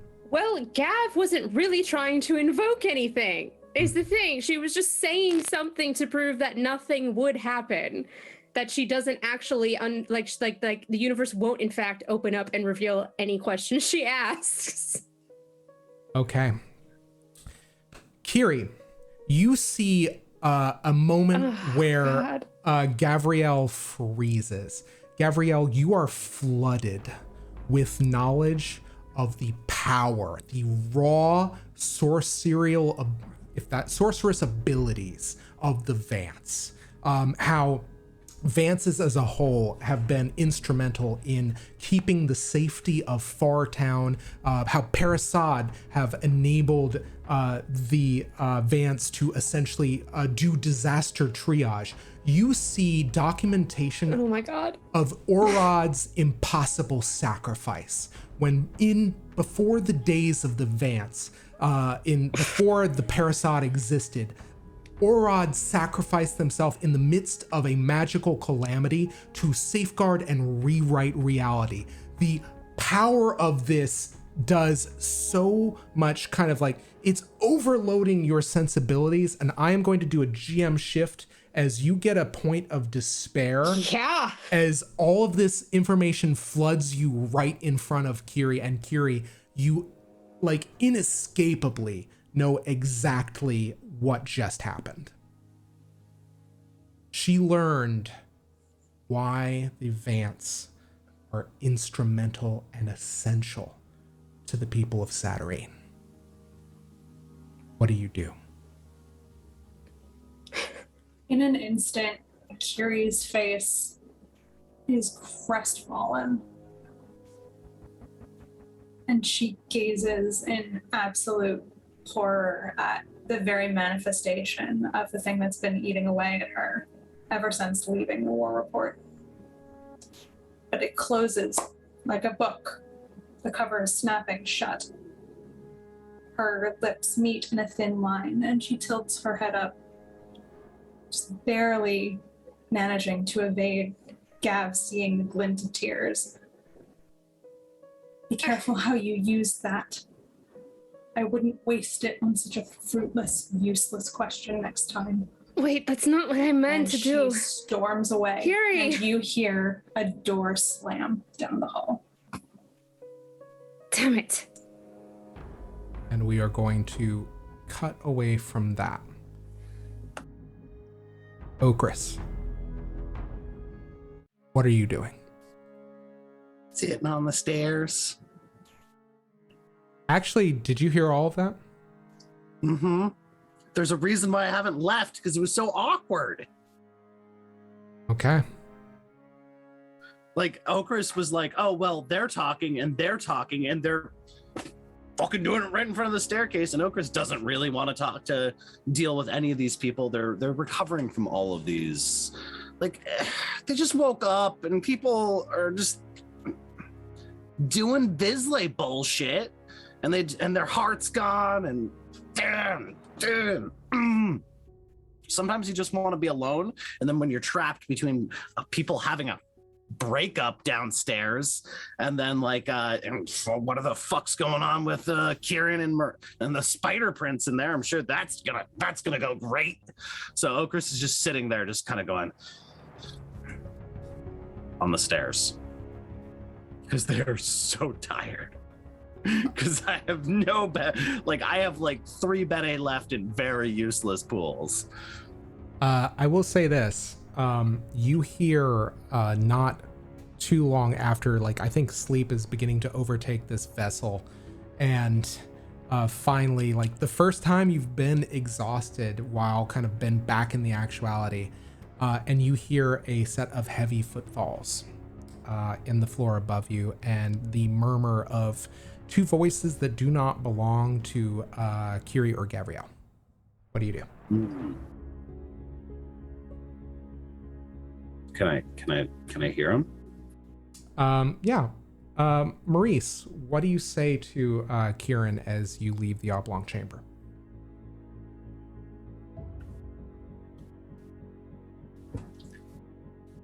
Well, now you know where to find me.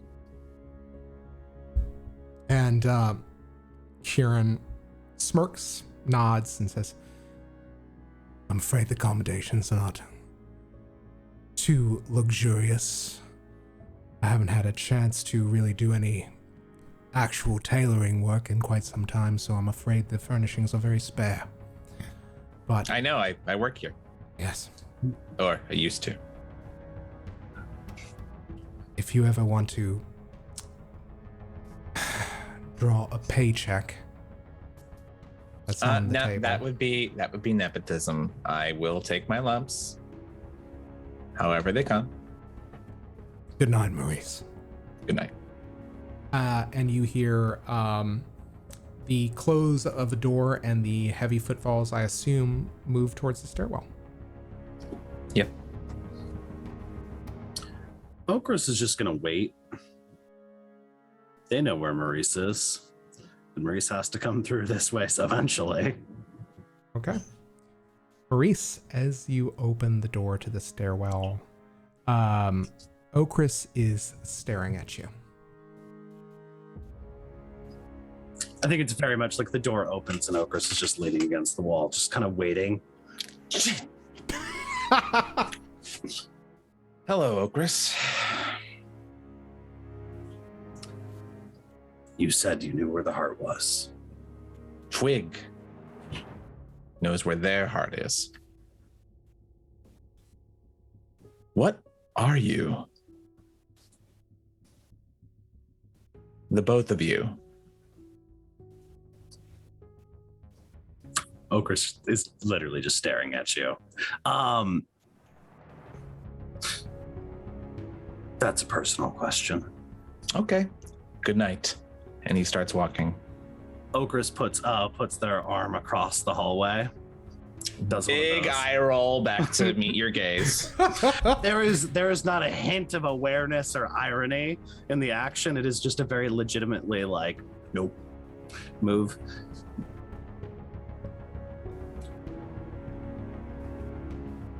I trust that Kieran is telling the truth and that you are not what you once were.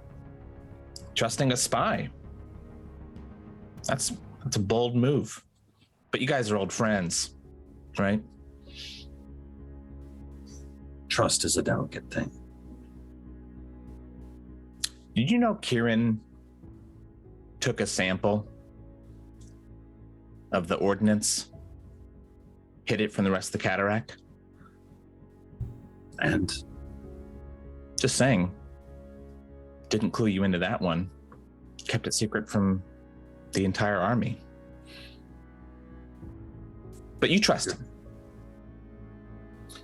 I can see you've definitely lost some steps. Your manipulations are not subtle.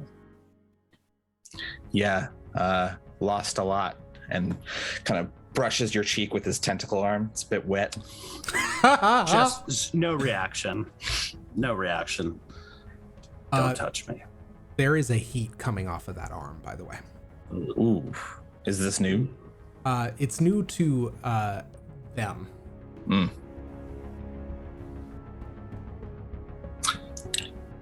So you don't touch me is what just happened? Don't touch me. You're just a little close, especially this arm here. I'm just trying to go downstairs. Speaking of trust, you may not remember it, but you set into motion events that are not for the best. Very good, because we need to keep it secret. We're not in that special room. Keep it big. What is your attachment to Twig?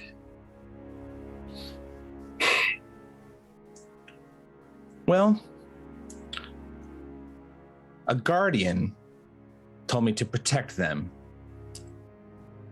And within a few hours of them being back here, they were assaulted in the blue by the changing swarm. And my only direction was to help them. And they are not here right now. I'd really like to know where they are. If you're interested in hitting me, then do it. Because one way or another, I'm going to go to bed. That wouldn't serve any purpose. Wow, you really are full of surprises. Didn't think you had that calculation in you. I'm not what you think I am, and they aren't what you think they are either. And you're You should going not. to tell me this very personal information you declined to share at the outset, or not? You should not trust anything they say, and especially not anything they create, And why is that? because they are cancer on this world. And you're the cure.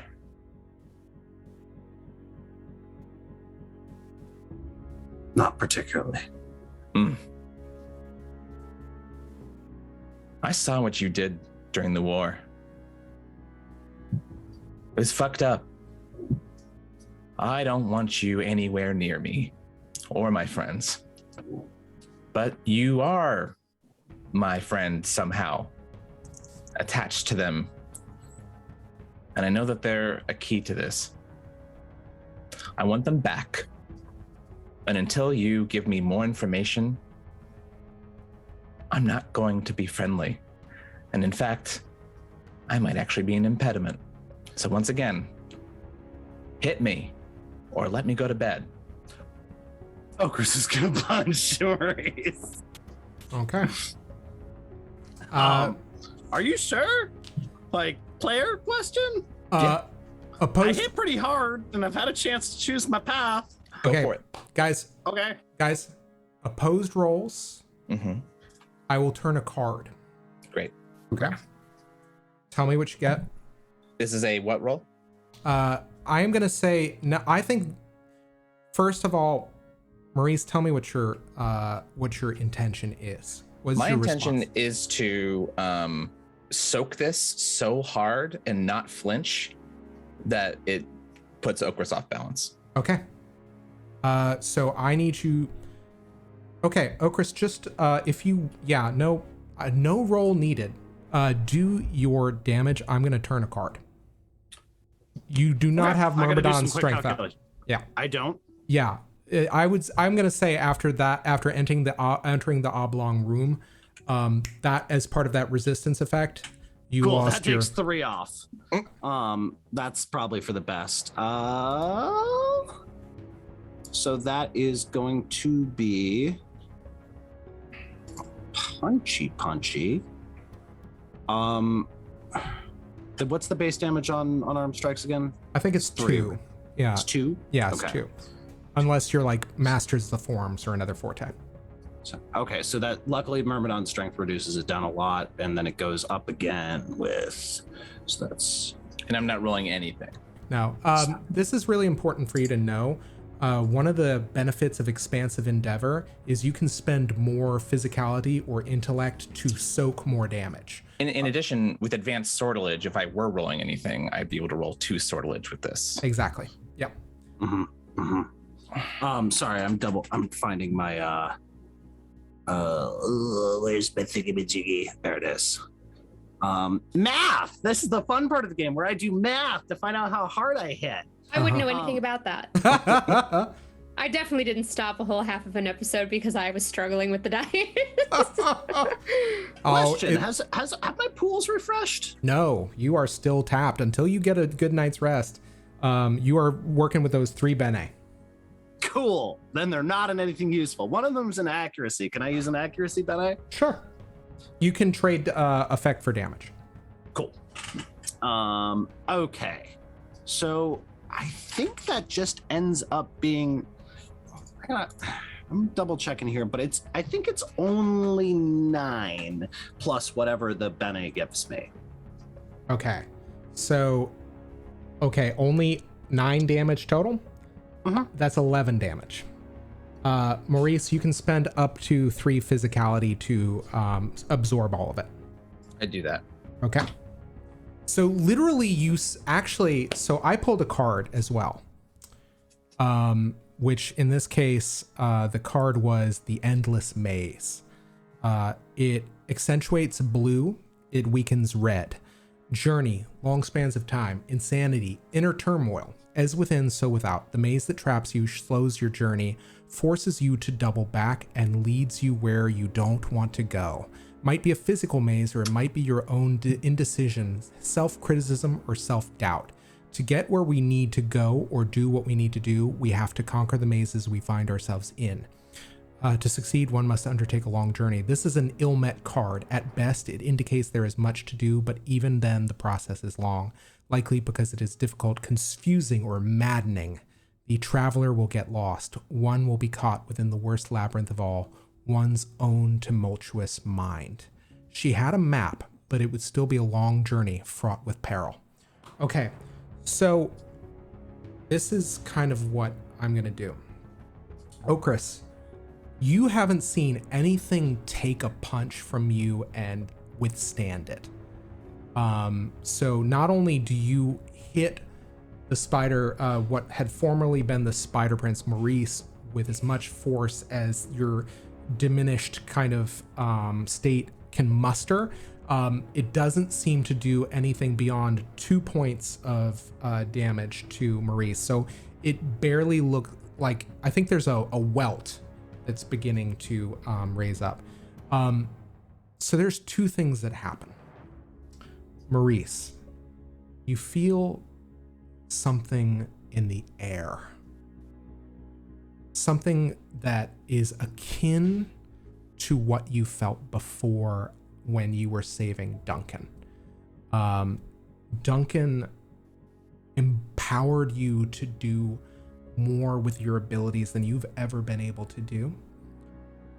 Not only that, however, you feel it crisping the air around you, an aggregate that is caustic in nature, and you realize as you feel the raw hatred in the air that aggregate is just beyond your grasp. You could pull the power of hatred, you could wrap it around your fist like a cover, and you could hit back, and you feel that heat flaring up in the tentacle as it begins to wildly kind of to kind of flagellate wildly in your hand. I'm not going to make you roll for this because that is less interesting to me. However, when something very deep inside of you, Okris, Twig, somewhere in this impenetrable mind forest, hears a crash of thunder. And a voice behind them says, "Huh, weather's taking a turn for the worse. We should keep going." And there's this kind of moment where you're, I think, a little bit disorientated after the punch. I will call this a GM shift, if you guys are cool with what just transpired. Cool. Totally cool. All right. Yeah, so I'm going to say this is probably another despair for each of you guys. Yay! I only have so much to spare. I am not going to make you roll for that one. But yeah, there's this moment where this conflict happens. What do each of you do? Maurice is terrified at what he felt, and for the split second that he considered it, and this is all over his face, and he kind of staggers. In fact, I think due to where they're standing on the stairs, Maurice kind of loses his footing and like ends up just sitting on the top of the stairs, like below Okris's arm. I will say this, Okris, you have seen people take your punch or get downed. Whatever just happened didn't happen because you struck them. Mm-hmm.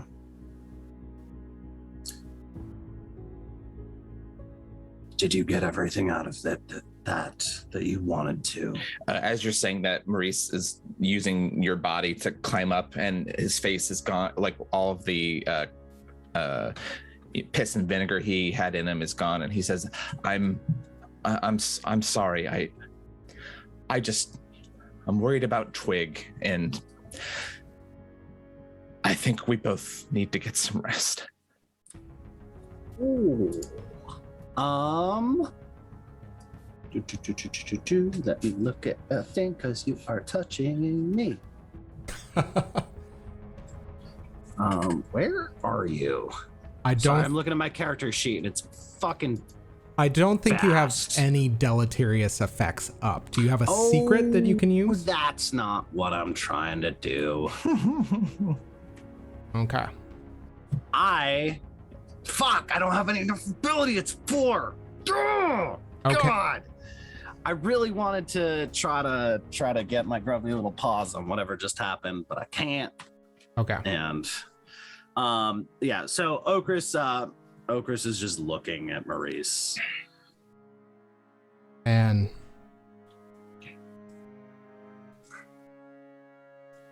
go ahead. I'm not your enemy unless you make me your enemy. Good to know. Which I'm you've done sorry. a very good job of thus far. I'm not the Maurice that you knew.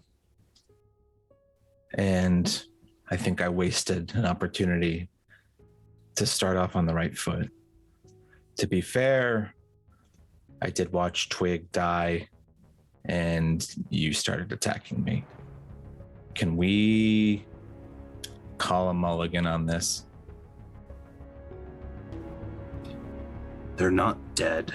They're just Okay. somewhere where they're safer. Or rather, Okay. you're safer. Right, because they're a cancer. How long have you lived, Maurice? As Well. you contemplate that answer, two voices ring out from the stairwell below you on the floor to which your accommodations are situated. And you hear, we were sent to someone named Okris craft something? Did you... I'm sorry, and a head pokes out of the stairwell door. I'm sorry, are we interrupting something? Oh, most assuredly, but that's actually good. See you later. And he ducks under. Excellent. I have some items I need crafted. Well, you came to the right place. Show us to your lodging, and we're going to cut there. Before we kind of see what happens over the ensuing next morning, there is a brief little scene that I want to have. Let me just change the music.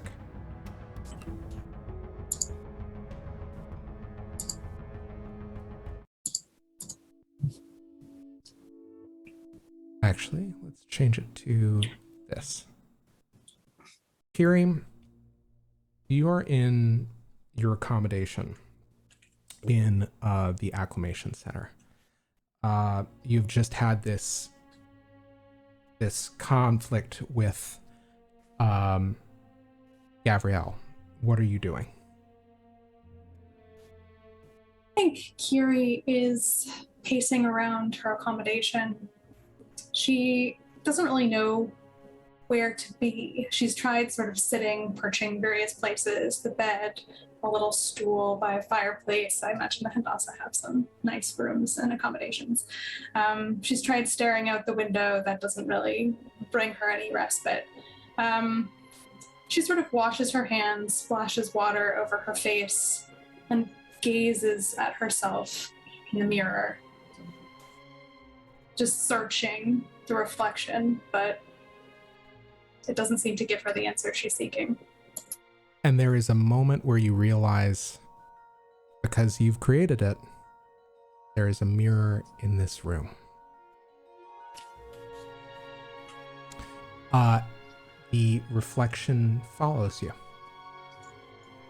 I'd like you to make me a resistance roll level 6. You will need 2 successes. Okay. I think I have a withstand bene, but not a resistance bene. Can I apply it or no? I will let you for this. Okay, so I will apply that. That is a 6 on the die plus 1, 7. Okay. So that's the first die. Mhm. Second die. 9. Okay. So 10. You feel like this sense of, I think that you feel a memory pushing to the front of your mind, and you tamp it back down and kind of push it to the back, and don't let this kind of cloud your thinking as you kind of analyze these past few interactions. However, as you are considering this and kind of pacing the room, you feel something moving around in your pocket. That's disconcerting. She reaches her hand tentatively into the pocket. As you reach down tentatively to the pocket, suddenly 2 things appear right out of the corner of it. One is an origami crane, and the other one is what looks to be a small page golem or figure shaped, made out of pages, which is a lot larger than it should be, sticking out of your pocket. And you realize it is Literalum, and that the creation of Twig and the crane that was originally procured from the Acclimation Center. And they kind of are looking at you. Kyrrie's face softens for a moment, as though she forgets everything that's happened in the past. well, I guess it's 9 months. And she kind of cups her hands and lifts Literalum and the crane up to eye level. And as though you are watching this Literalum, and its hand is on the crane as though it were its steed. At which point there is a kind of a pictograph of like an unsmiling face that appears on like the head of its body, which the ink shuffles, and there's a big question mark. I've said that I'm not very good at disguising emotions. Why should I think I could do so from you? And you see the ink change, and then once again, it's kind of like an illuminated manuscript of a figure looking magnanimous while sunlight is pouring down on them, and there's a giant smile on their face. I think Kyrrie can't help but smile a little at that. And, You're valiant to try. And what it does is you notice after a little bit, it kind of leaps astride the crane, and essentially it takes the crane takes flight as it begins flying around the room in these kind of like doing these little barrel rolls. One time kind of like just going past your hair, kind of like fluffing it back a little bit, and then kind of like again alights back on your palm. Don't tire yourselves out, not on my account. And then suddenly it does a dive bomb back towards your pocket, and you feel something shift as you see a silver string being pulled up, or a strand of silver being pulled up, and the kind of object to which it's attached still in your pocket. I think Kyrrie will curiously sort of follow that strand into her pocket. It is the Gray Sun key that Zaleska gave you. What do you do? She looks at this key, having forgotten that it was there. Can we say, is there a fireplace in this room? There can be if you would like. I think she looks at it for a moment. And she takes the grimoire out of the holster where it is at her side, locked as it has been this whole time. And she approaches the fireplace, both of these objects in her hands. She looks one to the other, hovers the key above where it should be in the grimoire, but doesn't put it in, and stands with the grimoire inches from the flames. You feel Literalum alight on your shoulder. What do you do? She stares deeply, just her face impassive, a mask of neutrality. And then all of a sudden it's like an emotion breaks through, and she heaves the grimoire up and makes to move it forward. But she can't do it. And she falls to her knees on the floor, the grimoire collapsing next to her, the key falling next to it. And she hangs her head. Okay. I think, though, shortly after this, having been reminded of Literalum, she's struck by a sudden thought. And are we saying that this is the middle of the night kind of situation? Everyone else is in bed in their quarters? Mm-hmm. I think you heard some commotion not too far away from your accommodations. You hear the sound of a couple of several murmuring voices, and one which is very deep like Ogres's. What do you do? I think she, as though inspired by a sudden notion, she picks Literalum up, puts Literalum securely in her pocket again, strides out of her room. Where is Okris's accommodation? Okris, I'm assuming that you are maybe working on having some things altered for your, to fit your body. Well, in general, somebody came back from the gray and was too dumb to get a mask, and also all I have is this useless, gross gun and a bandolier of cool bullets, and I don't like those. Okris wants a big hitty stick and a mask. Yeah. But the trench coat filled with Danishes is fine. So, fun story, Zach. I've been trying to find out about that because I don't have that spell. That's a twig spell. There's like 800 pastries in that coat. Oh, no. It's regular coat now? Sorry. There's like 60 pastries in that coat and like 800 paperback books. Mm-hmm. So when does that spell end? Because it's gonna be interesting. That is a question that... question then becomes, where does your pocket live when it's not in an extra dimensional space in your coat, which is a question we can answer later. However, valid.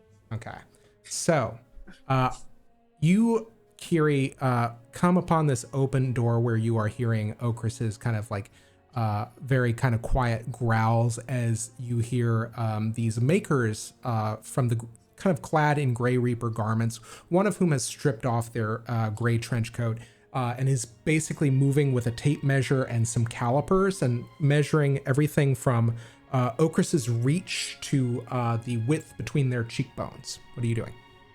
Kyrrie strides into this room. Out! Everyone out! I need the room. And I think the two of them, realizing where you just came from, says, "Thank you for the measurements," and they turn around and leave, leaving the door open behind them. Kyrrie goes right up to Okris, and she's close enough you can tell her eyes are red-rimmed and bloodshot. I think you might be taller than Okris. The twig's pretty short. In which case, Kyrrie looks down and you see her red-rimmed, bloodshot eyes. You said Twig wasn't dead. So how does this work? Can you talk to them? No. Well, then, is Twig ever coming back? Are you gonna let them? That would be an unfortunate occurrence. Why?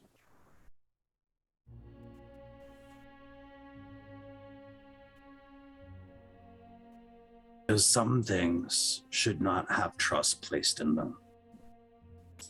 She is pacing around this room again, and stops suddenly at a window, and her back is to you. Can I talk to them? Please? No. Why? Because they can't be reached, and nor should they be. You're not answering my questions. You gonna make me roll a deception, Zach? I saw that finger tilt. It's gonna be an opposed roll, and not only that, if we feel like this is interesting, if you consent to this, I can have you roll that second resistance roll. Oh yeah, probably should. Okay. I don't think I have any. Yes, that's right. I used my single interaction bene earlier, so there shall be no bene for me. No bene.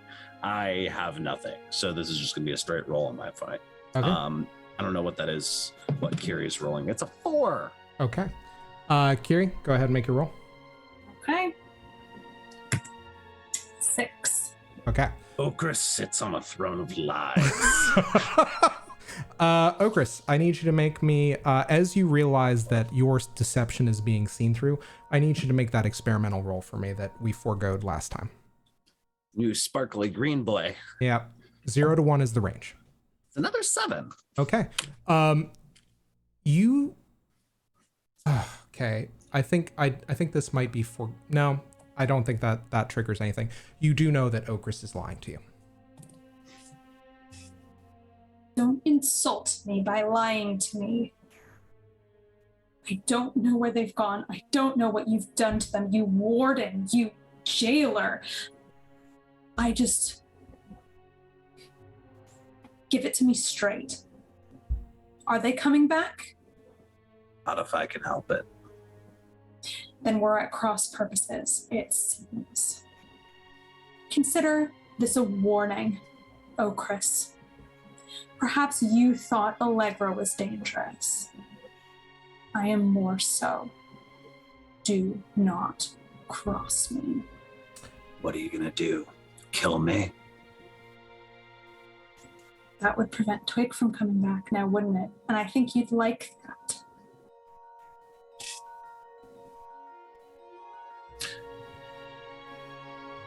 Just another vislae, content to force their way into the world and shape it the way they want it, because you don't get your way, and one path is never enough. You think you have it all figured out, don't you? Nope. You think everyone around you has some sort of concocted plan. Okris, You don't know one breath of what Twig knows. Okris, I would like you to make me a perception roll. I don't think I have. That's a 0. Okay. Good to know.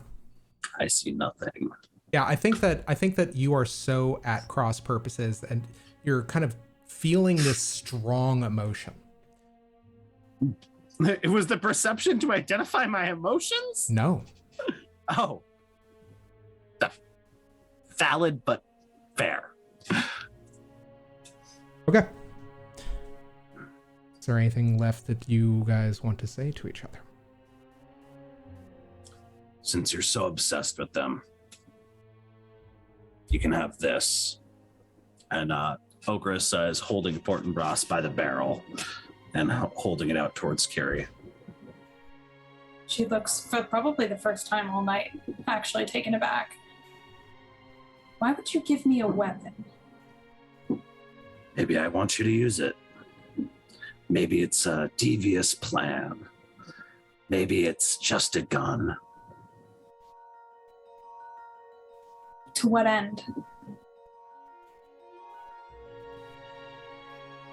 Okris just smiles a little bit with a shit-eating grin.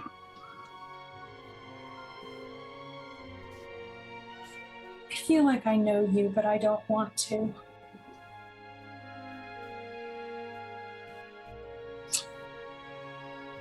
The feeling is mutual. And on that, I think she takes Fortinbras and storms out. I think the rest of the night passes fairly uneventfully. I think unless Gabrielle, are you kind of, I will say this. Gabrielle, is there anything that happens over the course of the night as you're kind of contemplating, or do you get rest? What do you do? I think she does sleep, but there is before she does, she runs through a series of exercises that are strangely familiar but still vaguely foreign.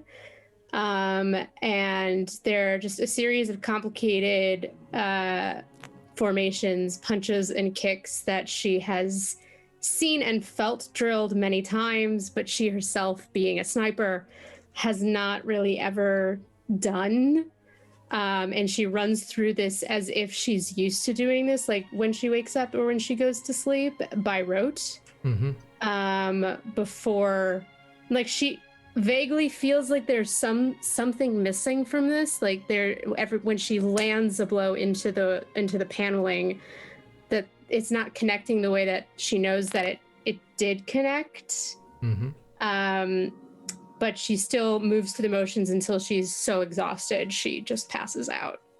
I think as you are kind of nestling into bed, you just hear, "Your friend is lashing out. It is not at you. It is at her circumstances." Well, we have some circumstances that are beyond any of our egos at the moment. So you'll forgive me if I'm a little bit impatient about it. There is something I should tell you. Something is strange in here. And you realize with some disconcertment that Athariel is referring to the inside of you. Yeah, I think Gab gets that. What? He has started talking more. Jakob, Yes. does he want to talk to me? I don't know. How do I never know how to summon these things. It just sounds, you both talk when you want to. Yes. I think that those days may be coming to an end. At least for him. Wait, I don't understand. Is he like dying? But he's in here. He is secluded. I think What? I know there are people like you that might be able to reach deeper, to converse, to perform colloquy. And I think that the line kind of goes dead after that. As I think I will say, actually, what do you say? No, I like the line going dead. I think she's just like, wait, you can't just say these cryptic things and then stop talking to me. I was so tempted to put on the voice and just be like, Sorry. too late. And in frustration, you fall asleep. And Can I pull one move before we end today? sure, what you got? Got another incantation I've been holding on to. Okay. Maurice, staring at the ceiling, can't quite get to bed, and he's thinking of Mac and feels very guilty about leaving him. Someone he promised to help and to teach and to guide. Thinks about what Mac's been doing these past 9 months, and he invokes Sleep Claims No King. A sleeping creature whose name you know regardless of distance opens its eyes and looks around. While it does so, you can see through its eyes. The effect ends if the creature awakens. Level 6 +1 die. Okay. I will say that the level of the incantation exceeds the challenge. So they awaken and look around. Okay. Let me change the music.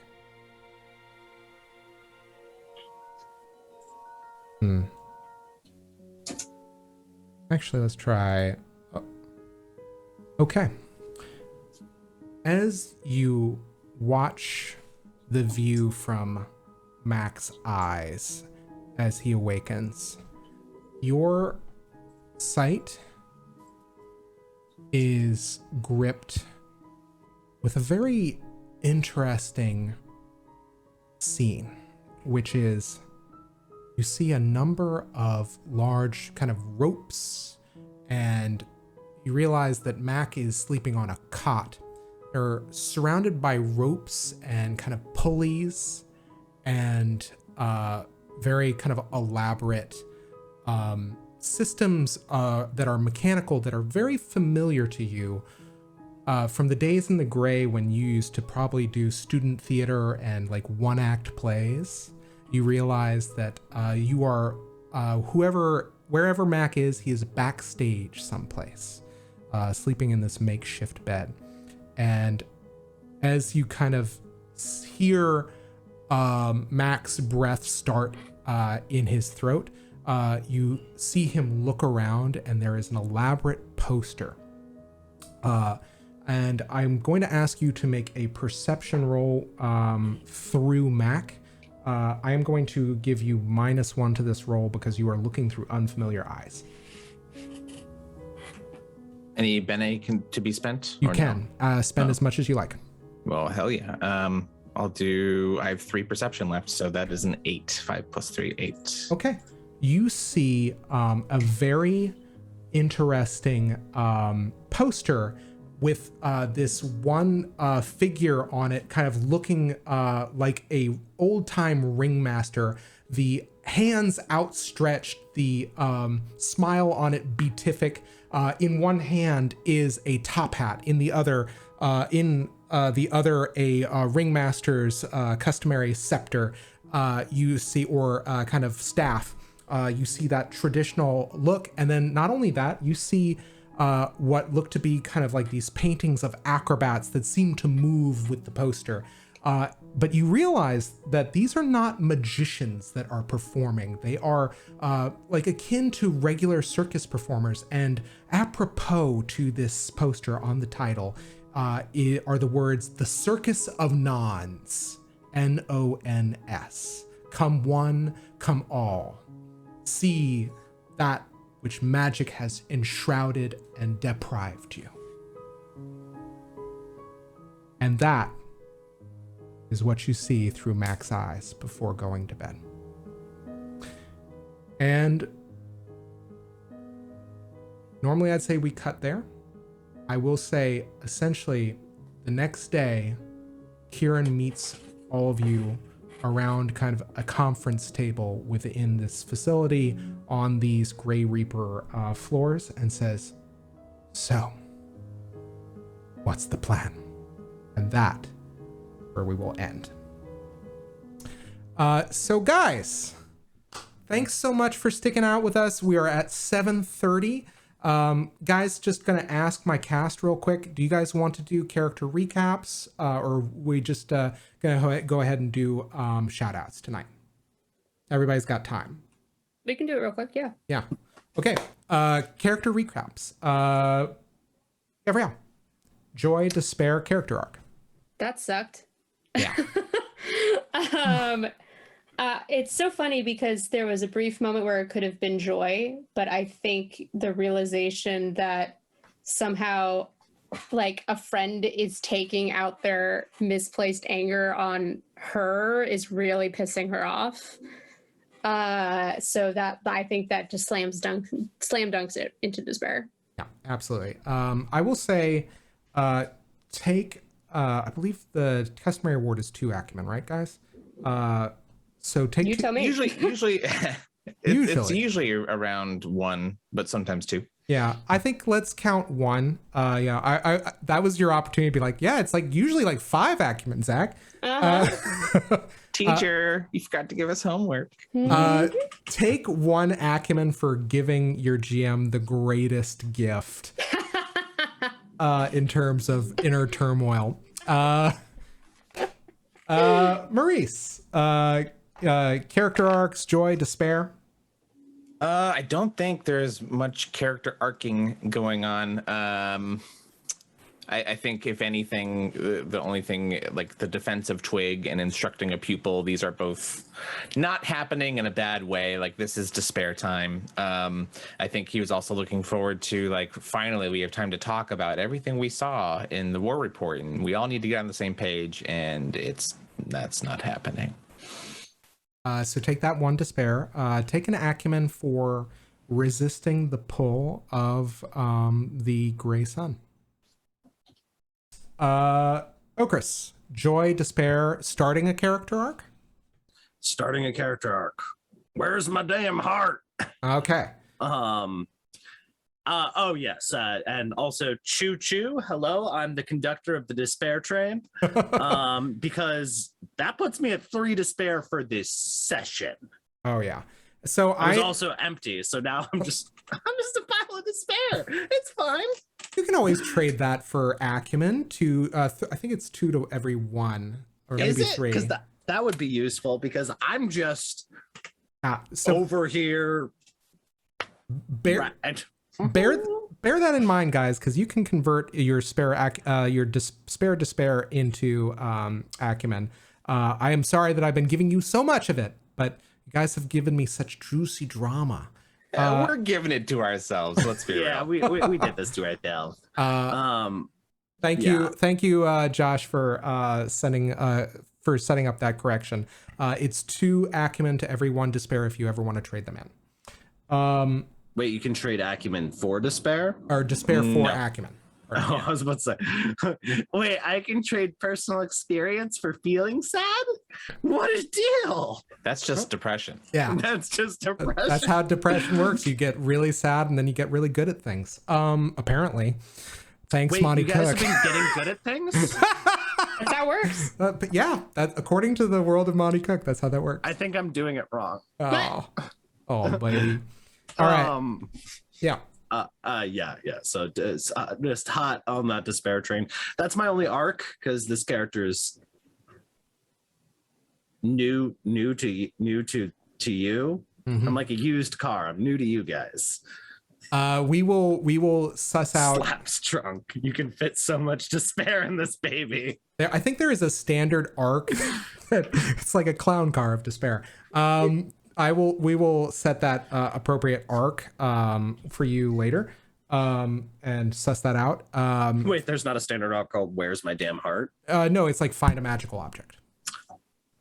So on that note, Kyrrie, joy, despair. We are falling into the depths of despair over here. Kyrrie has done her absolute utmost to push everyone around her away and has been totally convinced of the fact that Gav was deemed more worthy by the person she was taught to most revere, and then watched the evidence of said thing unfold around her. Chris, of course, has also taken away the one person who has previously been able to translate things that she could understand in an emotional sphere. And even Maurice is talking to her like a child who's just had a tantrum and needs to get over it and come down and rejoin the rest of them. So she really understands none of these like wild emotional lashes that are happening to her. Like, she has no idea where they're coming from or why, but it's very much like her maleficence, right? Which comes out as raw emotional energy. It's just like crackling and untamable. And as a result, she's not in a great place to make good choices.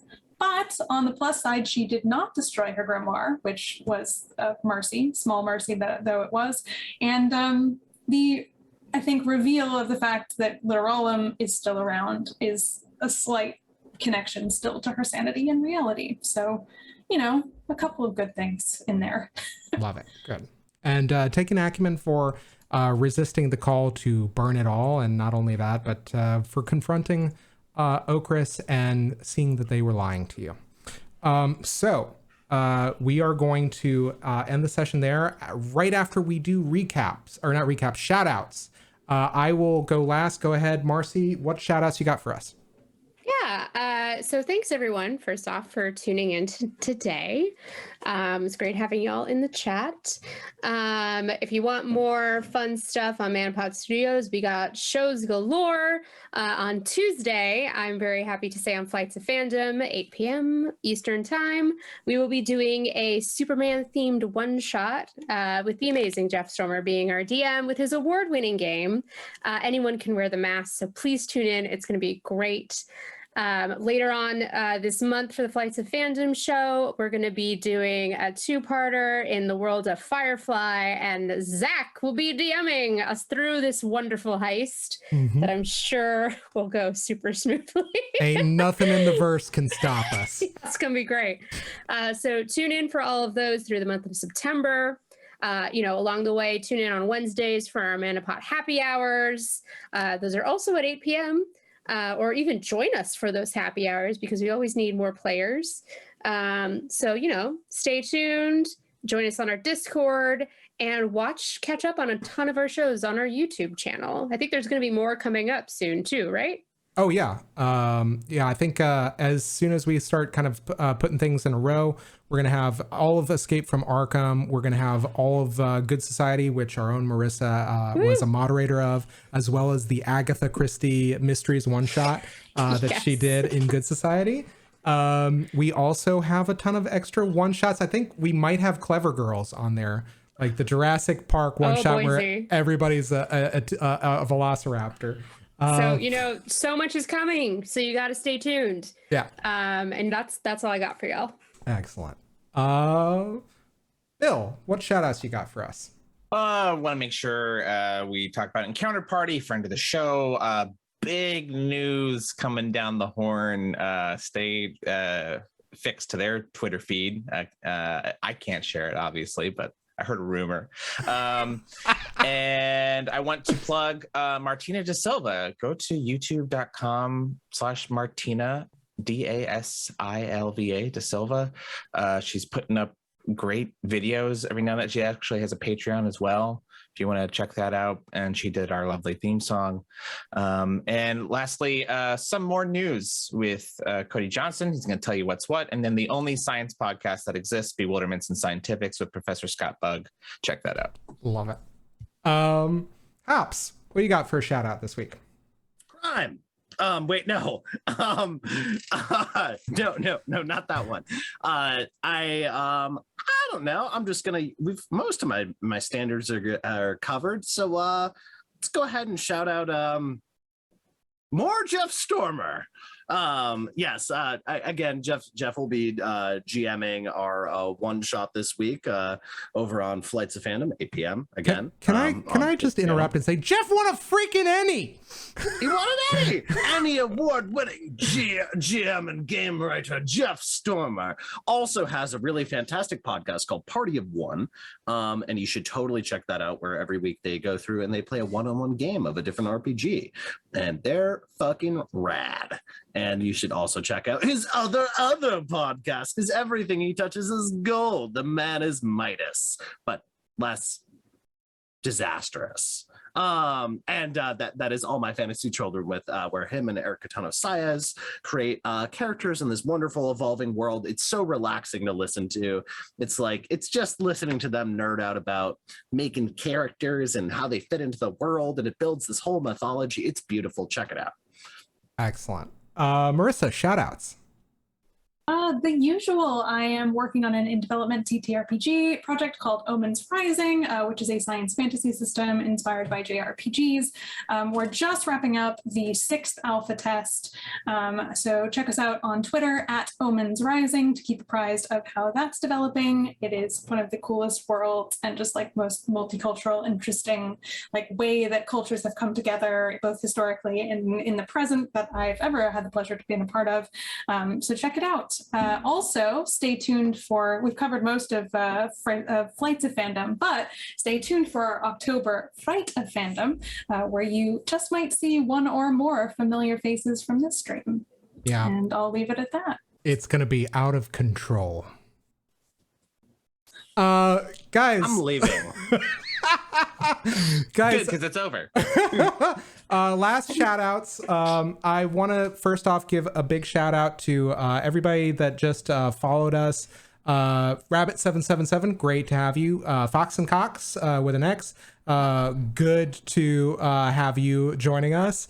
As always, our lovely Fesnerax the Fantastic, Mikashi One, and Angel Citadel Josh. Speaking of which, as well as EQ Love, thanks for joining us.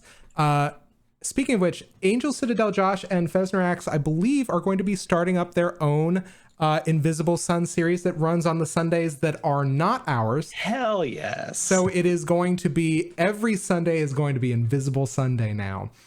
So I believe that campaign is called The Soul's Direction. So I believe it's starting next week. Am I right, Josh?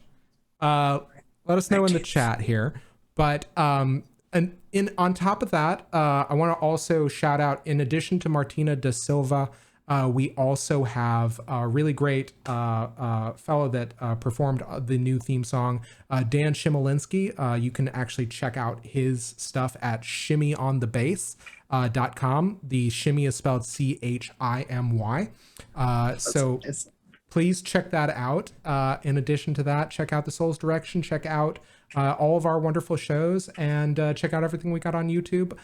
We can't wait to resolve a lot of this terrible infighting, but that just drips with so much lovely drama. But I guess you're just gonna have to stay tuned in to see how that pans out.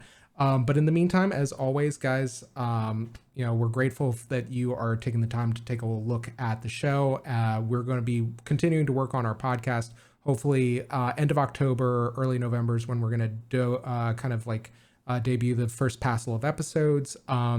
I'm so grateful for you guys for watching, for checking us out, and kind of letting us perform this really bonkers story for you guys in a system that, as idiosyncratic as it is, we absolutely love. So guys, thanks again, and may the invisible sun shine on you all. Good night. And also, big thing, Ancient Citadel Josh is going to be streaming tonight at 8 p.m. to talk RPGs. So check it out, and we'll see you guys the week after next. Bye.